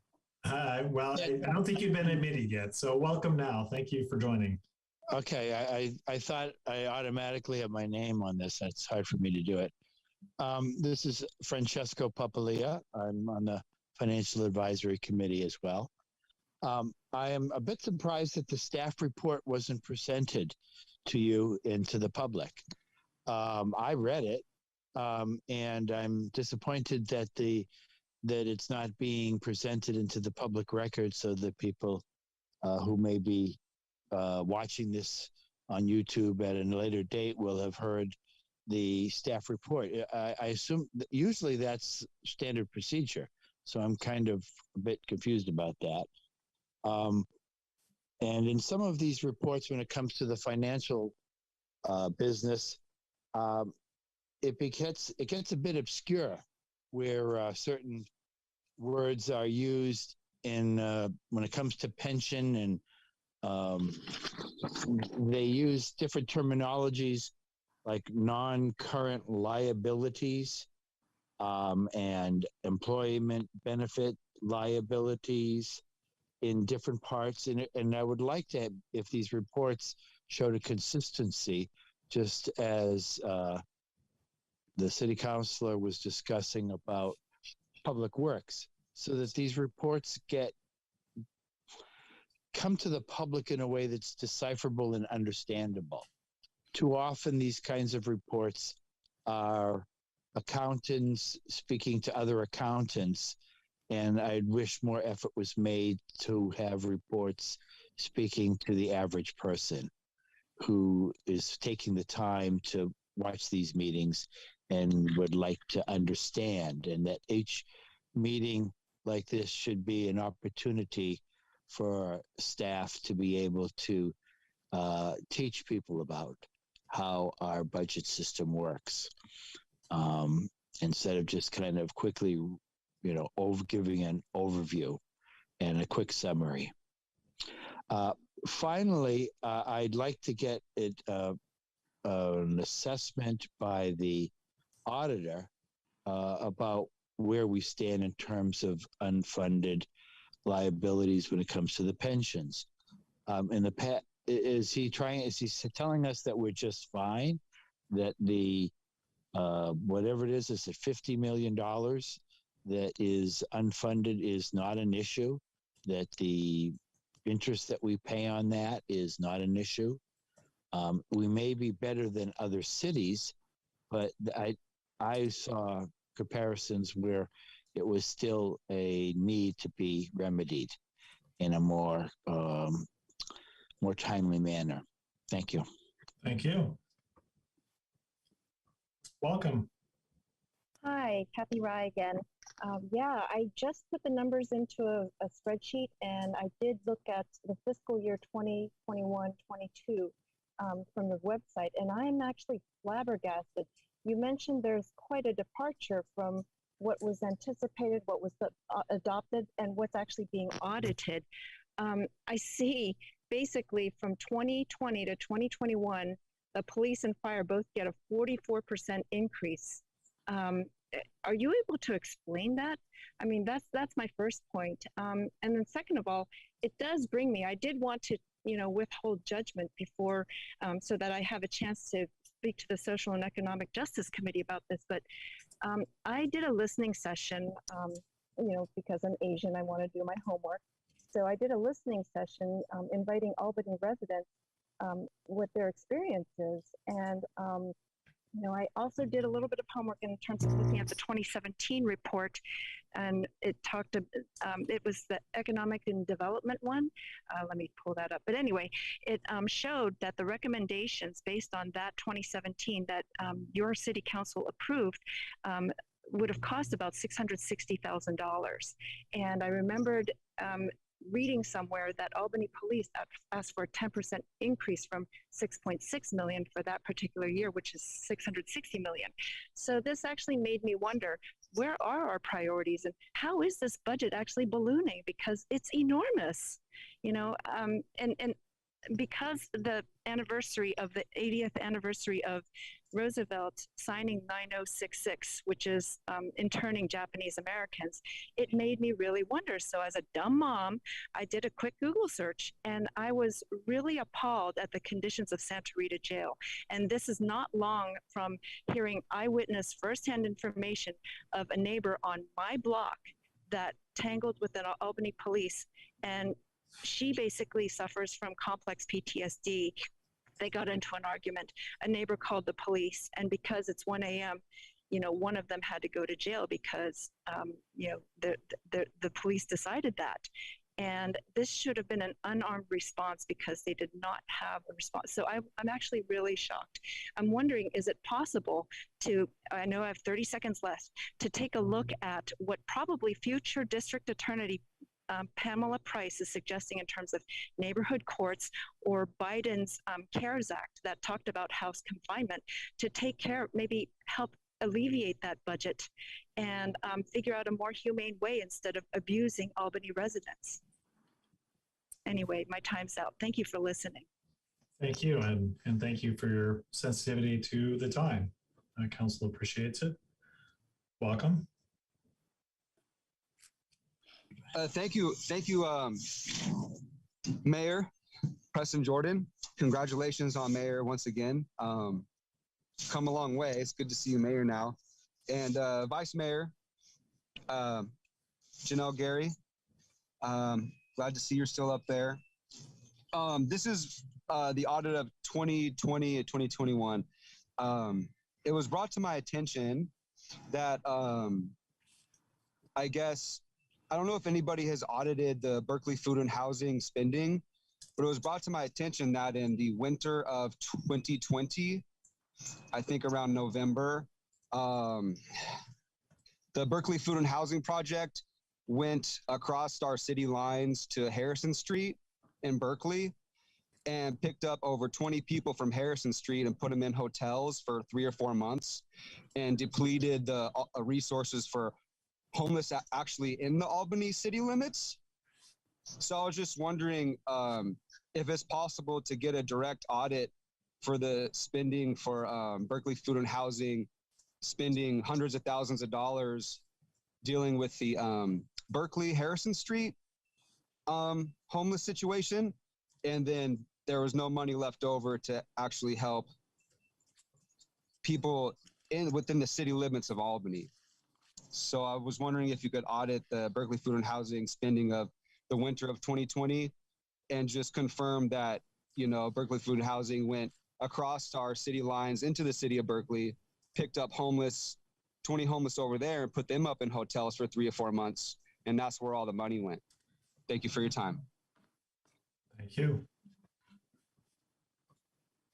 Welcome. You are still, there you go. Yes, good evening. Thank you. I haven't had access to any of the material you're looking at this evening, but I did hear something about some surplus money. And I'm just recalling the conversations that have occurred around the police, the community advisory committee on the police, and questions about the police budget and monies that had been allocated but not used, and about redirecting the money to more social services and unarmed responses for mental emergencies. And there are other counseling services and housing services and so forth. So I just want to encourage the council to do some serious thinking in terms of redirecting the surplus money to be more useful to all the citizens of Albany and people that are affected by the city of Albany. Thank you. Thank you. And not seeing any other hands raised by any attendees who've not already spoken. Bring it back to council, and there were some questions asked by attendees. I made a note of these, and I will ask staff with the understanding that staff may not have the answer in the moment. Always an important caveat, but they are diligent in bringing information back typically. So the first question regarded the audit not going through the Financial Advisory Committee before it came to this body. So I don't know if staff wants to comment on process. Sure. That was the original goal. Unfortunately, we were just unable to meet the deadline for when the Financial Advisory Committee met. I did address that when we did meet and indicated that, you know, unfortunately, we didn't meet that deadline. So I am going to present a more in-depth analysis of the financial statements to the Financial Advisory Committee the next time they meet. But the goal in the future is to have this go to them first. There really is no action that needs to be taken on the audit itself. We have this year presented this kind of two separate things in one, which is presenting the audit and then suggesting the reallocation of the surplus from fiscal year 2021. But those are really two separate things. And normally the audit would go to the Financial Advisory Committee, but I wouldn't necessarily have brought the second piece. Thank you very much. Like certainly speaking for myself, my preference would be, you know, I don't know what the deadlines are, but even if it took a month extra to have it go to Financial Advisory first, barring knowledge of process and deadlines I don't know about. That would be my preference, but that's just speaking for myself. We may hear from other council members once we get through these questions. There was a question to the auditor regarding the auditor's opinion on unfunded liability and where Albany is at in that regard. The auditor's judgment on what kind of shape Albany's in relative to its unfunded liability.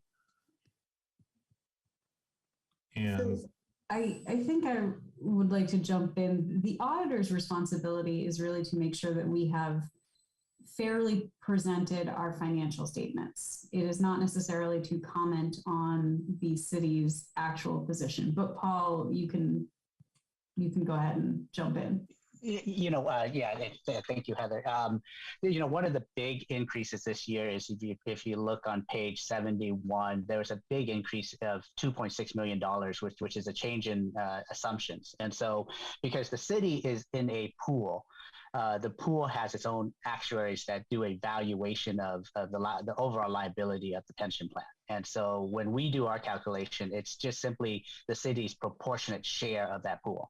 And the big change there is really in the discount rate. So whenever these actuaries, do their number crunching and whatnot to determine what the total pension liability is, what the returns they're going to get on the fiduciary net position, the trust, the money that gets contributed, and then ultimately what the net pension liability is. They use a lot of assumptions, return rate, interest rates, return on investments, things of that sort. And there was a big change in the discount rate. And so that's the big key, item for the year in terms of the increase. And we see this across the board. Again, like Heather said, this is a city's decision on how they want it. There are options on how to bring the unfunded liability down, making additional contributions, setting aside a trust, an irrevocable trust, things of that sort will help to address the net pension liability that is currently being reported. Thank you, and maybe I'll step in because there was also a request on terminology, so I can be the guinea pig. I think you were using interest rate, return on investment, and discount rate were essentially interchangeable, at least to the layperson. No. Yeah. Okay. Isn't discount rate essentially the assumption of the future rate of return? Yeah, you're correct. Yep. Okay, to the layperson, which is me. And did the future rate of return, I think I heard CalPERS moved it from 7.5% down to 7% across the boundary of those fiscal years. Give me 1 second. I think, from 7.65 to 7.15. Okay. And so because that came down, that means more money has got to be posted up front, essentially. Yeah. Follow-up question, the pension liability that's shown in the audited statements, that's the unfunded pension liability, I presume? Or is that the total pension liability? That's the net pension liability. So net of the assets the plan has. Okay, which I think, again, layperson, is that referred to by lay people as the unfunded liability, or when people say unfunded liability, what are they referring to? Yeah, I think that's fair to say that. Yep. Okay, thanks. Happy to try to be the straight person here. Okay, let's see. Next question regarded the increase in expenditures in the police department and the fire and emergency services department from year to year. I don't know if any staff member can comment on that. What the source of those increases might be in expenditures? So I would have to look back and see what it is. I know that this report, what we were presenting, is a combination of both operating budget and capital expenditures. So this is not our budget. This is our comprehensive, here's everything that the city plans for. And, fire and police have some expensive equipment.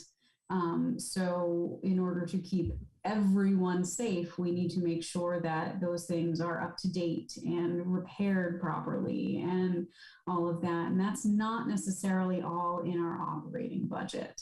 So, yeah. Okay. Thank you. Yes, Councilmember Nason.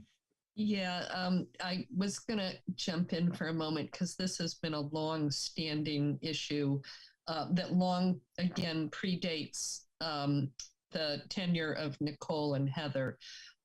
For year after year, we had many positions in the police department that were not filled. And as a result, our budget was much larger than our actual expenses.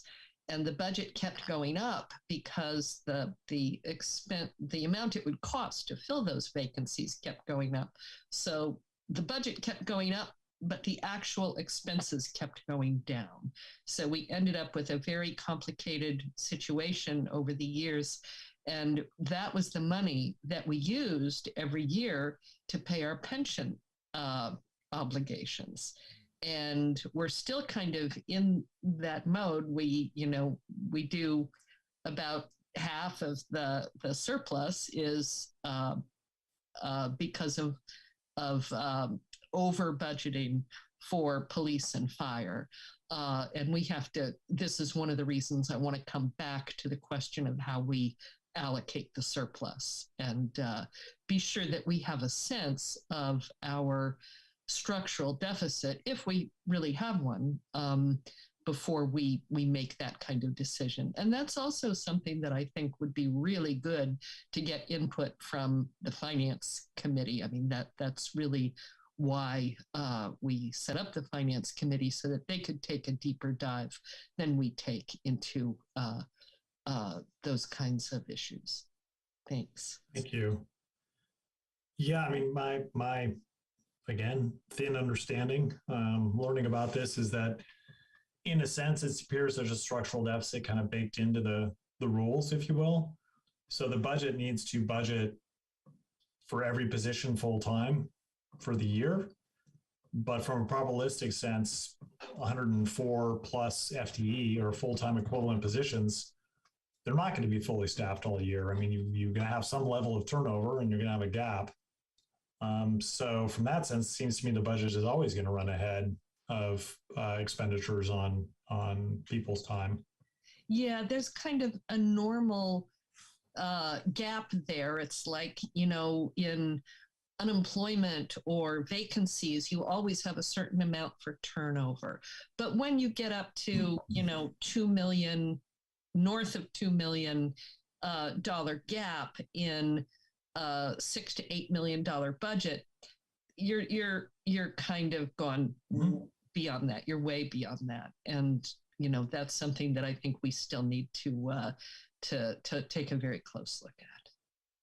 Thanks. Going on to a next question. There was a question about Santa Rita Jail, which there's many dimensions to this, but one dimension is does Albany's budget fund Santa Rita Jail, or I don't know how that works. That's funded by the county, right? Isn't that part of the sheriff's department and funded through the county budget? Yeah. Mayor, I don't think we are equipped to address that question. Fair enough. And that was the caveat that I laid out at the beginning. Let's see. We had a question about if Albany's funding for Berkeley Food and Housing from winter 2020 was utilized to serve people who are living on Harrison Street. Again, I don't think that would be part of the audit presentation. The council receives separate reports on that particular service provider. Okay, that is fine. For those folks who ask those questions, I encourage you to send them to the city council at albanyca.org. So there might be follow-up there. So I think that covers what I had, and I apologize if I missed anything from what attendees commented on. So bringing it fully back to council, are there any comments from council or deliberation from council? Councilmember Gary. Thank you, Mayor Jordan, and thank you, Heather and Paul, for bringing this information to us. A quick question. I know you were speaking to deadlines. Can you bring clarity to what those deadlines were, the time limits, so I can have clear understanding of, you stated that it would not make it to the Financial Advisory Committee. So what did that look like? So the initial goal is always to get this done by December 31st. We ran into some staffing issues, and like Paul said, you know, there was COVID on all sides. And so we did not meet that deadline. We were pushing to have the audit prepared for the Financial Advisory Committee's quarterly meeting, because they meet quarterly, not monthly. And so we were a few days late from getting that on their agenda, but we were just unable to get that done at that time. So what the deadline for you to have it and have it filed for us to approve? Well, was that this week? So there really is no deadline per se to get it to the council. However, it has been asked in years past that we get it to you as soon as possible. And this was as soon as possible. So with that, I guess I'm not missing the point. So if there's no deadline to get it to us, I guess I'm just trying to understand why, when it was completed, it went to the Financial Committee first, and then maybe next month or in May we could have received this. I guess that's what I'm trying to get clarity to. So if we had presented it to you guys in May, that would have been almost a full year since everything had been finalized. And at that point, we would already be bringing you suggestions for the next budget updates. And so it is giving it to you as soon as possible gives you time to digest the information and, you know, all of that, and then bring the next section. And ideally, we would also be bringing updates to any capital purchases that we needed to make, things like that. And that is kind of dependent on how the funds are allocated, or if they're allocated, and what we have as staff available to purchase new assets or things like that. Okay, I know you mentioned earlier about, you know, police and their equipment, and I know you said you look more in depth into where those funds are coming from. So based on that budget, are you able to show me, or at least tell me what page I could find that, where that is coming from, their equipment and the expenses thereof? So their operating budget, are we talking about the budget or the audit? No, so and correct me if I'm wrong, when I think Mayor Jordan, maybe, or Councilmember Nixon, which one asked about the police equipment, or maybe it was someone in the attendees, and you stated that their, you know, equipment was expensive. And so where does that number come from to support that statement? So that level of detail is not really presented here in either of these reports. Okay. It does come to council when we actually go to enter into an agreement to purchase an item. All of these things do come to council. It's just not necessarily all at once, because we, you know, purchase different vehicles at different times, or we get grant money, or we get, you know, other funding. So, but larger purchases do come to council to be approved before we actually make the purchase. And the council reviews all checks that go out in every council meeting. So I can provide it if someone, you know, if there is a request for that information, that it is available, but it's not something that is generally pre-packaged and presented in one place.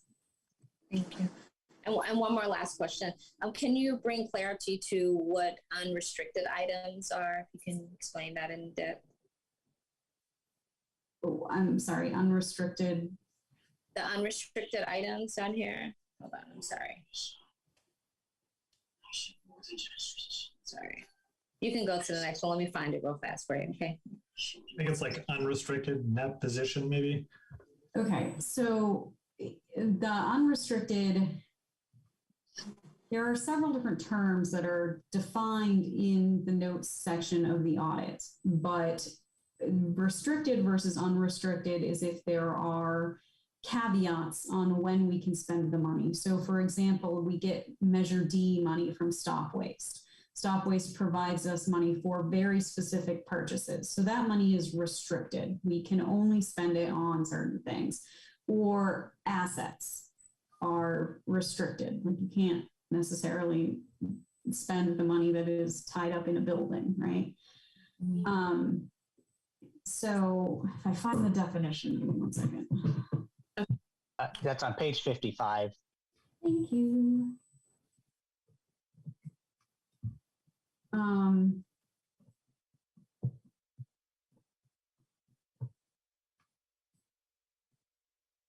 So one more page. All right. So restricted fund balance includes fund balance amounts that are constrained for specific purchases, which are externally imposed by providers such as creditors, or amounts constrained due to constitutional provisions or enabling legislation. So we get both Measure B, Measure BB, and Measure F, I think it is, money from the Alameda County Transportation Commission. We get a significant amount of money from them every year. And that is restricted because it must be used for road improvements, bike and ped improvements, and paratransit. And so unrestricted is money that the council has the ability to allocate to whatever you want.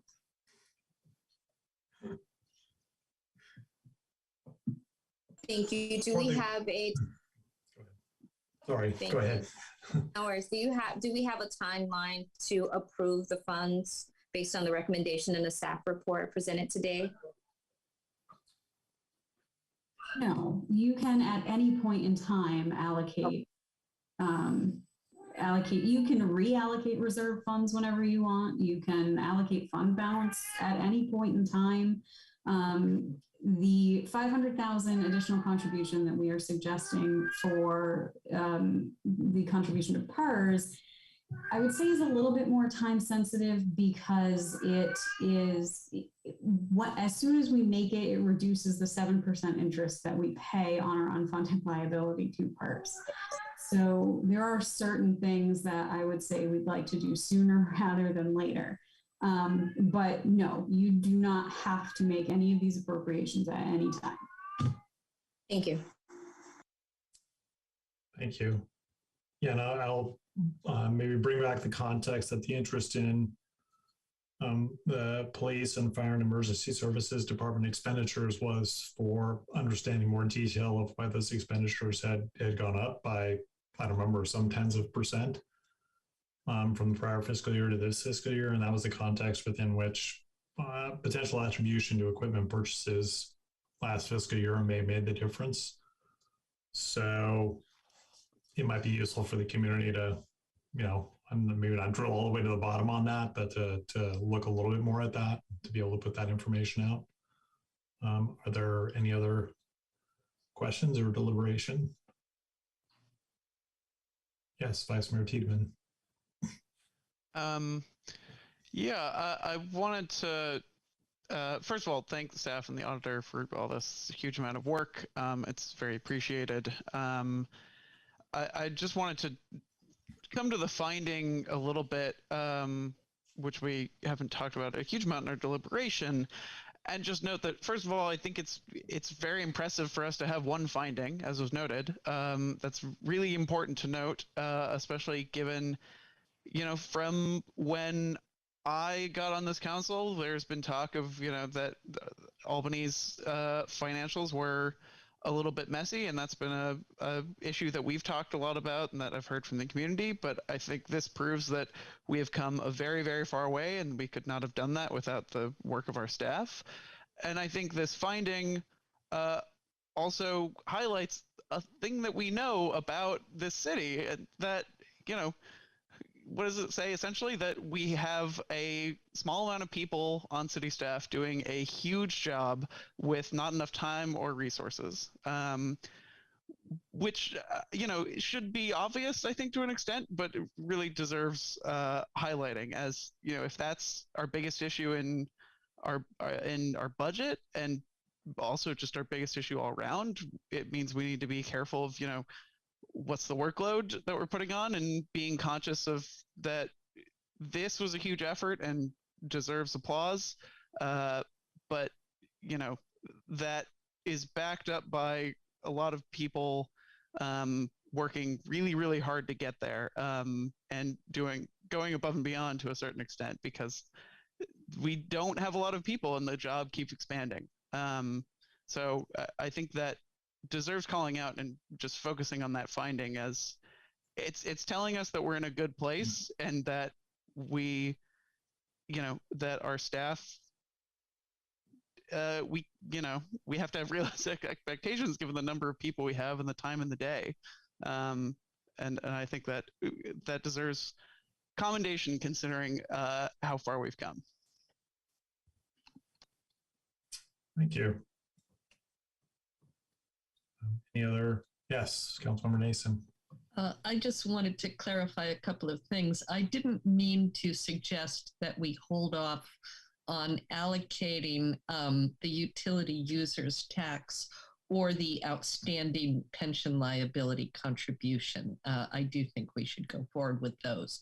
But I think that the asset reserve funding, we should hold off on unless, there is one or more that we need to make a purchase in the short run, because that's where I think that we should review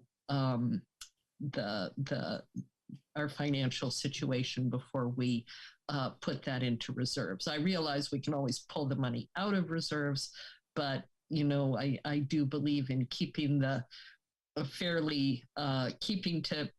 taking reserves fairly seriously, even if they're self-imposed and completely discretionary in reality. That was one clarification. And I wanted to make another clarification, because I think I've probably been the member who has done the most pushing on trying to get these reports in a timely manner. And I think it's great. It's an ideal, and it's in our strategic plan to try to get these reports by December 31st. But as I understand it, the only one that absolutely has to be done is for the ACTC. That's the one where we risk getting into trouble if we don't get it in, and we did get it in this year.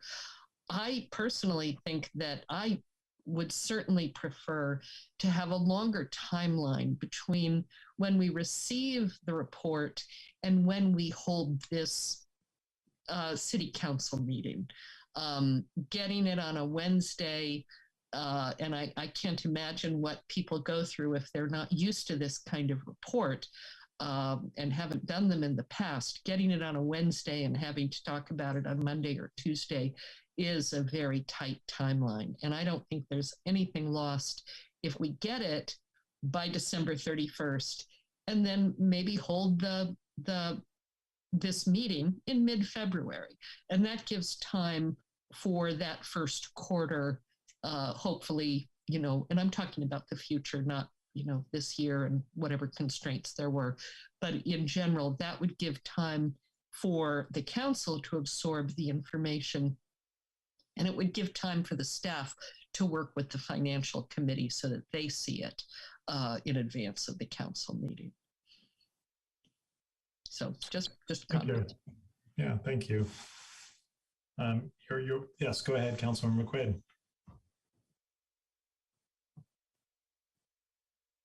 Sorry, I didn't mean to interrupt you, Mayor. Do you want to continue your thought?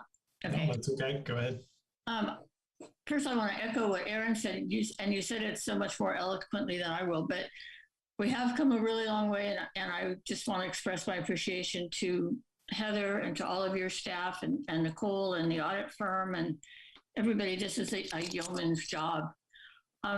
And I do want to comment that at least the previous council really pressed the finance department to get us this report as close to December 31st as possible. So I think you did what we asked, and now we're saying, well, why didn't you do what we asked for? So I think we need just to be aware of that. So take it as like with a grain of salt, if you will, but that's kind of how we got here. So for the benefit of perhaps injecting some institutional memory into my brain, when you say previous council, do you mean the council as constituted previous to the members of this current council, or do you mean last year? This council last year? No, I would say the previous before the current one. Before the 2020 election. Yeah. Yes. Okay. Thank you. Because I couldn't recall this body as a whole pressing for this kind of timeline, which is not to say I don't appreciate getting the information at all, but I could have well forgotten. So thanks for the clarification. The Councilmember Nason raising the utility user tax and the potential 1/3 allotment to found a new reserve fund. I see that allotment is about $33,000. So that implies that the total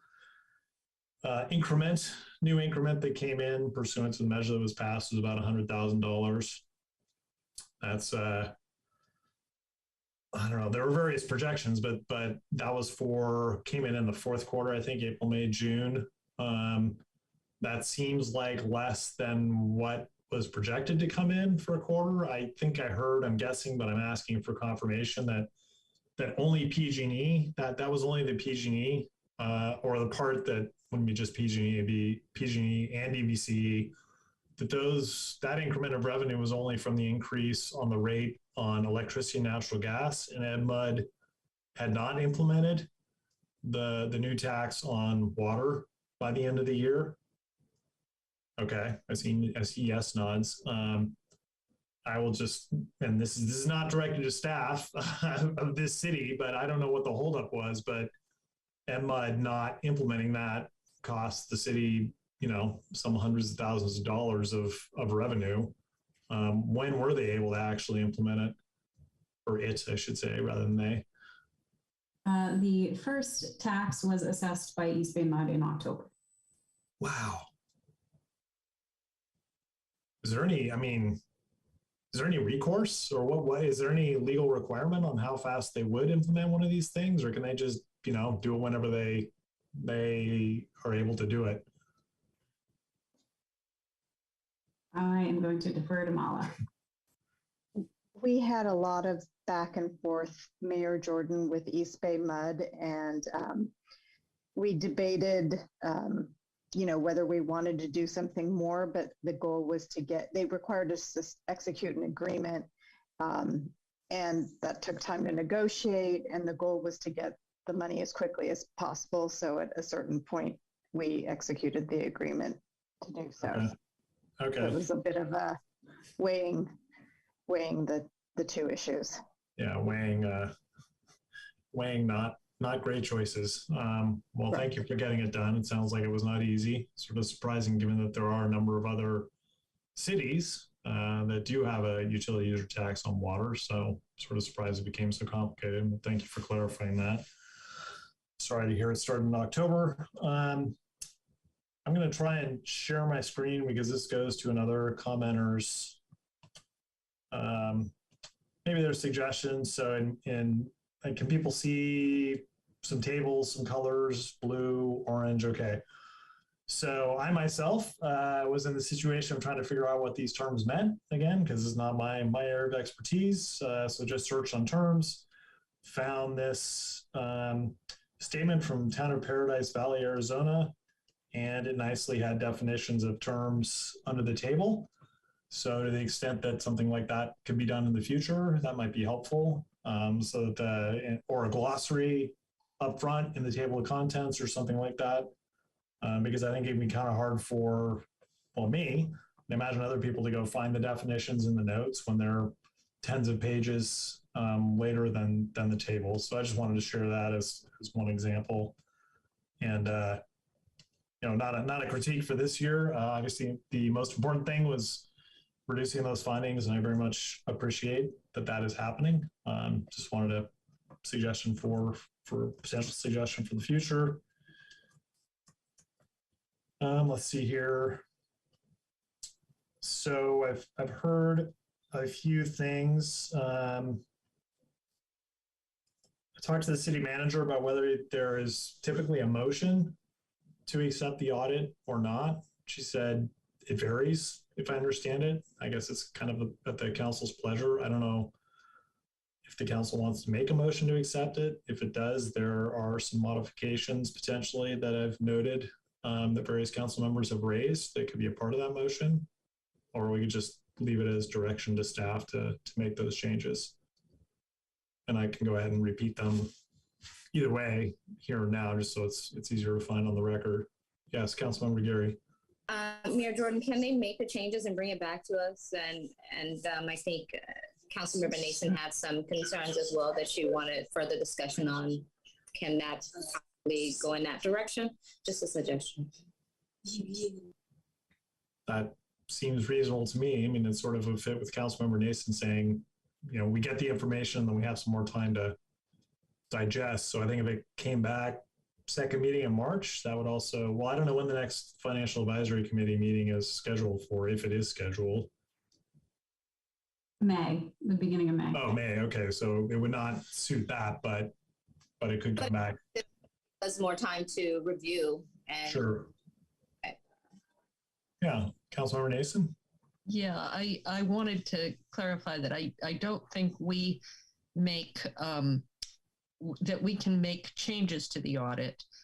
We can suggest things for Mr. Pham and his firm to look at and see if those are changes that they can and should make. In particular, the typo level stuff, and some of the other stuff is just informational to get back to us. But I don't think we need to, or that it's necessarily even appropriate for us to give direction to make changes, or that we have to officially receive it. It's their work, and we're giving them suggestions for minor things to clarify. But I would not think that we would need a motion personally. Councilmember McQuaid. The agenda item does say accept and file the reports. I think that's probably adequate, as Councilmember Nason said, and with the corrections that we had, or clarifications, I guess they are. So that would be my suggestion. Thank you. I guess that's my confusion as a mayor of a few meetings now. What does accept mean? Does it require a motion, or I'm gathering from those who've been here longer that it does not? That's my understanding. Okay, thanks. Well, then maybe I'll just read for clarity that what I captured, and people can add to it. There was an interest in having a note that explains the increase in the OPEB liability. So, these are not changes in the audit itself, I would say. A change in environmental services to public works, since that is what is on the city's org chart and website, as I understand it. A correction of that typo that I raised about decreased, increased on page 21 as appropriate. Was there anything else? The metadata on the PDF needs to be changed to City of Albany. Yes, thank you. So those 4 items. And I guess with that, we declare it accepted. Okay. So then maybe moving on to the third component of the item, which is allocating and appropriating a surplus general fund balance to specific reserve funds. So there's been discussion of holding off on there's been a suggestion to hold off on all components of this other than putting 1/3 of the utility user tax increment to found a new climate action reserve fund and to attribute or contribute another $500,000 on top of the $500,000 that's already in the budget as an additional contribution to the pension to CalPERS, if I have that right. And I would add, give direction to staff to take the issue of allocation to reserve funds to the Finance Committee for recommendation. Great. So I will, nobody's made a motion. Maybe I'll go ahead and do. If you want to make, yeah, please do. I'll make that motion. Yeah. Okay. Okay. So just to restate, well, we don't have a second yet. Yes, Councilmember McQuaid. I'm not seconding it. I do have a question for staff though. Just a timeline question, Heather. If this goes to Financial Advisory Committee in May, comes back to us late May, June, is that timely enough for doing the budget next year, or is that going to be a problem? So these allocations are really outside of the operating budget. Ideally, we would be incorporating contributions to reserve funds into our operating budget.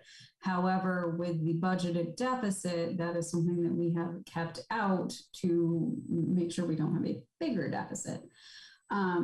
So the idea was to in the budget package that was presented, section 7.2 listed out a number of things that each department said that they would need to replace or repair, or for community development, different plans that need to be done or have been requested to be done over the next 5 years. As you can see in the document, there are a lot more requests than actual money. Some of these things are things that you ideally would bond for, and I'm going to be bringing at some point a debt policy to the Financial Advisory Committee to review, to think about, how much do we want to bond versus save and spend cash. So that's something where, we don't necessarily need cash right now for all of these things, but we aren't currently funding asset replacement.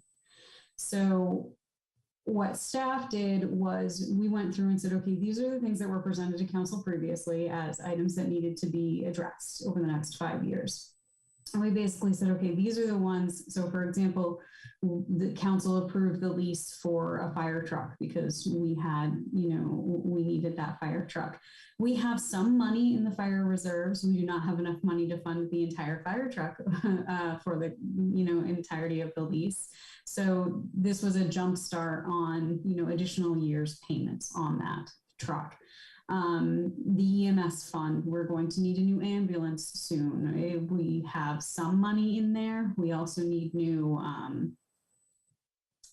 they know the words for their machinery a lot better than I do. Heart machine things. Police are going to need to replace some vehicles, and they're with some required radio upgrades, their reserve funds are drawing down. We recently did an IT master plan that had all of these fun things. Not some of them are fun, some of them are real security things that we need to address. That we don't have any funding for. Well, we have some funding, but not enough funding for. So staff went through and said, okay, with all of the requests, how can we allocate the amount that we have left? Some things are a little bit more time sensitive. So for example, like I said, police are going to be drawing down their reserves, and ideally they replace vehicles. They replace, I think, 1 or 2 police vehicles every year. than, you know, an ambulance. We're behind on the ideal 7-year replacement of our ambulances. So, and, you know, we're thinking about potentially getting a new tax, so that would also factor into it. But again, there are the heart machines that need to be replaced. So the only thing that holding off on, well, if you did not allocate this, we may, if an emergency arose, come to you and say, can you just allocate the unallocated general fund balance to this purchase? So, but that would be more of a reactionary versus a, you know, planning aspect. Did that help at all? Yes. Okay. Thank you. Vice Mayor Tiedemann. So, Heather, thank you for that detail. It's really helpful. Given that, I think, you know, I would be okay if this came back to us before May, and it seems like there may be some good reasons for that to happen. I think if it does so, it'd be great. And I'm hoping this is just a case of, you know, synthesizing and putting together information that we already have, and we already, you know, can or have some ease to present to a certain extent. If this could just, if when this comes back, there could be a little bit more detail in a staff report about, you know, the reserve funds these are going to, what their projected needs are, you know, how fast they're drawing down, basically the stuff that you've just talked about, Heather, because, you know, that's, as it is now, I think WISE would support us keeping this off for a little bit, besides the parts we've talked about. Is, you know, this is all focused on the audit, whereas this other part of reserve funds is more, you know, seems like a separate thing. So I'd love to have a little bit more detail on that. I'm hoping that's an easy job for you to do when it comes back to us, and I'd be happy for that to happen before May. So, yeah, I mean, what I heard that appealed to me was there are lists for each of these reserve funds of, you know, requests. And then it sounds like staff has ordered those lists in some sort of priority order, maybe not exactly 1, 2, 3, but, you know, A, B, C, whatever, or the A's, the B's, and the C's. So I think having that level of understanding would be helpful. Now, I have heard a difference among the council members whether this goes to Financial Advisory Committee first and comes back to us after that, which would be, I presume, the second meeting in May, potentially, given I think the Financial Advisory Committee usually meets early in the month, or whether this comes back to this body sooner than that. So I don't know if the council members who have put forward those variety of positions could maybe deliberate a little bit and find agreement between those two. Yes, Councilmember Nason. I think this could very easily, a lot of this information is in the budget package. And so when we get the second, in May, we'll get the second year of the budget modifications to adopt a final. And it seems to me that would be a logical time for us to do this. And that perhaps, I don't know if it's possible to move up the Finance Committee meeting far enough that they would have a chance to do it in their meeting. But it seems like they would fit together pretty nicely if they did it in early May, and then we did it with the finalizing the second year of the budget in late May or early June. Is that question for staff? Is the Financial Advisory Committee looking at a draft of the budget adjustment? Is that part of what's anticipated to be on their agenda for May? Or I don't know what items are currently anticipated in terms of timing articulation. The update to the second year of the biennial budget wouldn't normally have that type of detail. We did provide the reserve funds detail in the biennial budget package as an a start to the request for like future, long-term planning kind of things.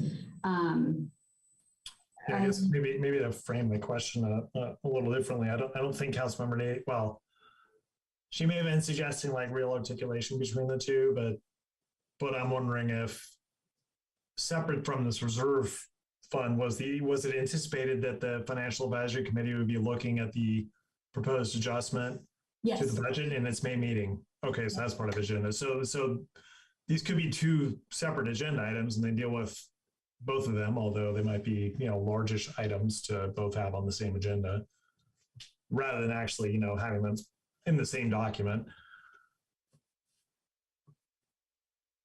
So it sounds like the timing will work. Whether, the committee has an appetite to deal with all that at once is a different question, but it sounds like the timing will work. So I think I'll bring it back to Councilmember Nason and Vice Mayor Tiedemann. I think he's waving off. No, I was saying I can speak. Okay, sorry.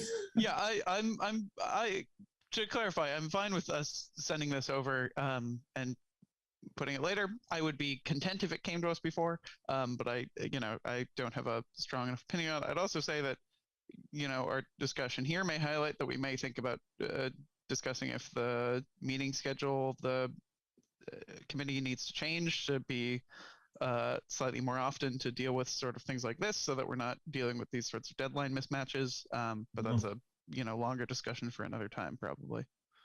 Yeah, that might be a end of the year reorganization discussion. Yes, Councilmember Nason. Yeah, I was thinking that we do the budget at the second meeting in May, but that's not right. We do it in June to take effect in July. So timing wise, it should fit rather well. If they do it in May and then they do their thing in May and then we do our thing in June, that seems like it would be workable. And if there is anything that needs to be purchased in the meantime, hopefully nothing's going to need to be, oh my God, we got to buy that tomorrow. We can take it up, funding it in between, but then that would give us a chance. Some of these things are not very flexible. Something needs to be replaced. Some things are very flexible. Some of these things are stuff like a specific plan for the waterfront, $600,000. Well, that's not happening, anytime very soon. We don't really have to worry about that one. We don't have to worry about a good number of these. And I think that that's one of the things that the finance committee could contribute, is a somewhat more fine-grained. I mean, if you look at our proposed allocation, it's, 100,000, 150 here. It might be that we want to make a somewhat more, an allocation that is somewhat more oriented to the needs that are involved in the timing of the needs. So it gives a chance for just a little more consideration. Very good. So that three things I think we've agreed on to go into a motion, hopefully made by Councilmember Nason, is funding the Climate Action Reserve Fund at the amount that is recommended by staff based on receipts so far, increasing the allocation for a contribution to CalPERS by $500,000 on top of the $500,000 that was budgeted, for a total of $1 million, and referring the consideration of the rest of potential surplus allocation reserves to the Financial Advisory Committee to consider and make a recommendation. So moved. Okay, thank you. Seconded. It has been moved and seconded. Is there any comment or deliberation on the motion? Not seeing any. City Clerk, if you would. Mayor Jordan? Yes. Councilmember McQuay? Yes. Councilmember Nason? Yes. Vice Mayor Tiedemann? Yes. Councilmember Gary? Yes. And the motion carries. Very good. And if we could send champagne and flowers to Heather, we would. So let's. I think we can. We just can't be there to drink it with her. Then what's the point? I don't think I can accept gifts. Yeah, something about that, huh? All right. Well, very, very good. So with that, will bring us to item number 12, which is council subcommittee reports, council member reports on appointed representation of Albany and other meetings and events. Does anybody volunteer to go first? I do. Very good. Oh yeah. Thank you, Councilmember Nason. Councilmember McQuaid and I had the honor of representing Albany at a very lovely ceremony that was held by the California Urban Streams Partnership. This is not our friends. I love that cat. The California Urban Streams Partnership, which is not our Friends of Five Creeks. This is another organization that also does creek work and does very wonderful creek work. And for those who know the Creekside Apartments, which is our existing affordable housing in Albany, next to that development, there is a stretch of Cordonices Creek that we call the trash rack area. And it's been fenced off. It's been unattractive, badly in need of restoration. And the restoration has been kind of a complicated thing held up for many years, but it's something that essentially Berkeley is taking the laboring oar, but Albany got a lot of credit, specifically Jeff Bond and Ann Cheney of the Albany staff got a lot of credit from them for Albany being really pushing to assure that that this was done in the most environmentally sensitive and restoration-based way, as opposed to, beefing up the culvert, which nothing against engineers, Mayor Jordan, but some engineers kind of tend to go in that direction. So we received this lovely thing, which I will pass along to Nicole when we are back in person. In addition to that, and I don't know if Councilmember McQuaid wants to say anything about that, but the only thing that I would add is that I made sure that Judy Lieberman was also included in the discussion because, as some of you may know, she was an assistant city manager and really did the yeoman's work, I think, on getting this started long ago. And we do lovingly remember Judy, and I want to just make sure that every time we talk about this project that she's mentioned. Thank you. And, I will make sure that Alan hears about this as well. That's a wonderful, that's really important. Thank you. Alan being her, Judy Lieberman's husband, partner, whatever. The only other thing that I have is I attended the Planning, Policy, and Legislation Committee of the ACTC. It was primarily about the federal state legislative activities. But I did want to mention something else that has kind of come across my radar screen and that I've raised with the commission, and that is or with the leadership of the commission, and that is the proposed new toll to use to visit Treasure Island, which will fall much more heavily on Alameda County residents than San Francisco residents, because we will have to pay, as I understand it, I'm receiving this information from members of the recreation community, and if they're right about it, then we would have to pay, in addition to the bridge toll, we would have to pay $10 to get onto and off of Treasure Island, whereas San Francisco, for a total of $17 to spend the day enjoying the public resources at Treasure Island, whereas people coming from San Francisco would only have to pay the 10 because they would not be passing through the toll plaza. So it seems like a potentially unfair allocation of the burdens here, with the funding going to the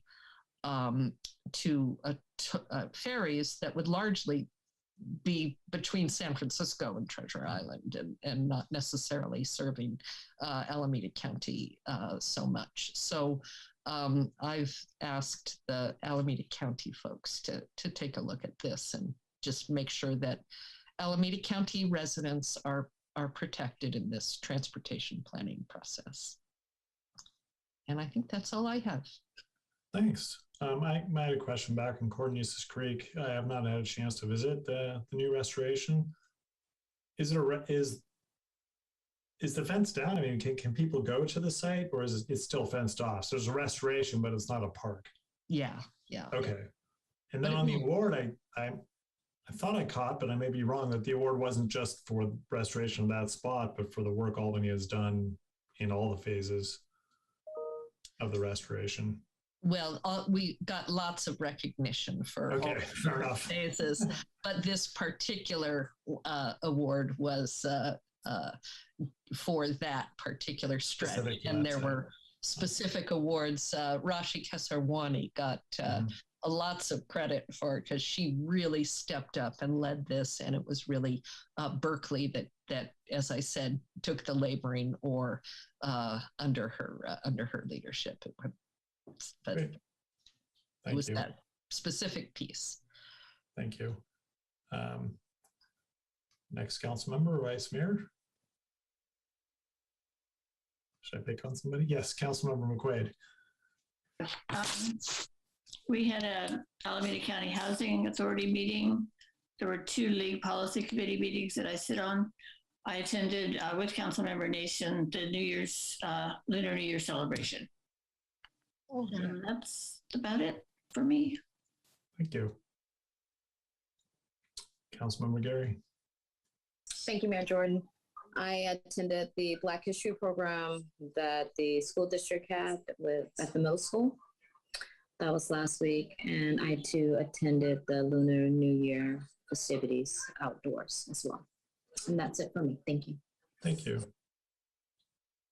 Vice Mayor Tiedemann, I don't know if there's anything. I do not have anything because I was indisposed during my EBC meeting, and the mayor was graciously attended my stead. So over to me. The Alameda County Mosquito Abatement District Board meeting was canceled this month because so many staff and some of the trustees were attending a conference on said subject in Sacramento at that time. I serve on the salary negotiation committee for the board. That committee met and came to agreement with staff regarding an MOU for the next 3 years. And so that is being recommended and sent to the board for approval at its next meeting, or not, depending on the board's preference. I did attend the EBC meeting as an alternate, which thank you for letting me know, Vice Mayor Tiedemann. Was pretty interesting. I don't understand all the details, but there's been some change in the methodology by which emission factors, greenhouse pollution emission factors, are calculated. And the pollution factor now is pretty unpleasant, I have to say. So there were a lot of comments on that, and maybe someday, if Vice Mayor Tiedemann understands what happened, he could enlighten us, because it's up to, I think this year it's at 500 pounds per megawatt hour, which, under the previous method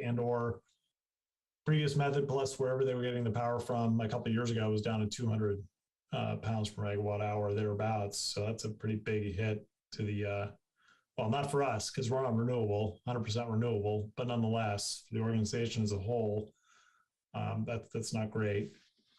The other thing it discussed is EBC has been approached by the city of Stockton So maybe preparatory or preface to that. EBC was approached by the city of Tracy with an interest in joining EBC, and that has in fact happened. It has now been approached by the city of Stockton with an interest in joining. And so there was a discussion item for that, not a decision. If Stockton were to join, it would represent over a fifth of the resulting entity's total load. So it's pretty consequential decision. And I would say there was no, particular conclusion one way or the other that the deliberation headed towards. But just want to let you know that is on the table. And with that, I will say I doubt anybody will want to, but this is a report. So if there's an attendee who would like to ask a question at this time or making a comment on any of these reports, you would have 1 minute to do so. I don't see any hands going up. Not too surprising at this point in time, but we like to give the opportunity for that. So that brings us to future agenda items. At the last meeting, there were 3 items that were raised. Councilmember Gary requested an update on Albany Hill. My understanding from the city manager is the next stop for that is scheduled is for the Parks, Rec, and Open Space Commission. I think maybe that was in March. I apologize, I can't quite remember the date. Maybe, I don't know if the city manager will nod yes or no if I got that right. Yes, I have that right. So in March. And Councilmember Gary asked for an item on road safety and motorist speeds. And that will actually be, specifically Solano Avenue and initial consideration of reducing motorist speeds and what the motorist speeds are on Solano Avenue is on the Transportation Commission meetings agenda for this Thursday for 2 days. So tune into that space if you want to know more about that item and see how that goes. Councilmember Nason was interested in discussing the Social and Economic Justice Commission. I think she has said that we're in good hands, at least at this point for the moment. So with that, I'm trying to do my job and track these things. So yes, Councilmember Nason. I still have the concern about the paving condition index report, but okay. Wait and see how quickly that comes through transportation. Thank you. Okay, sure. Very good. Thank you. I'll make a note of that so I can track it. Are there any other council members who have future agenda items? Not seeing any. I have a few. Let's see. With the approval of tonight's consent calendar, presuming that all parties sign the settlement and the court approves of it, this is a settlement regarding election methods to be used for electing council and school board. A part of the ordinance requires that the city do education around ranked choice voting and or cause education to occur. So I think we're at a point where we're close enough to the election that we need to start focusing on that. So that's an agenda item that I have on my future list. A bill has actually been introduced in the Assembly to outlaw ranked choice voting for all jurisdictions anywhere in the state. So I will likely be bringing a resolution and or letter to oppose that bill. I don't know why that bill has been introduced. One can only imagine the machinations in Sacramento around such a thing. And finally, I plan to bring, I don't know if I'll be able to make it for the next meeting, a resolution asking MTC to re-engineer StreetSaver, which is its pavement management software, to be Complete Streets compliant, which it is not currently. That's what I have. I don't know if anybody has any announcements of city meetings and events that are not on the agenda otherwise. I don't see anybody raising their hand. So with that, thank you, Councilmember Gary, McQuaid, Mason, Vice Mayor Tiedemann, City Attorney, City Manager, City Clerk, and the attendees that have hung on with us through this whole meeting. Much appreciated. And we are adjourned.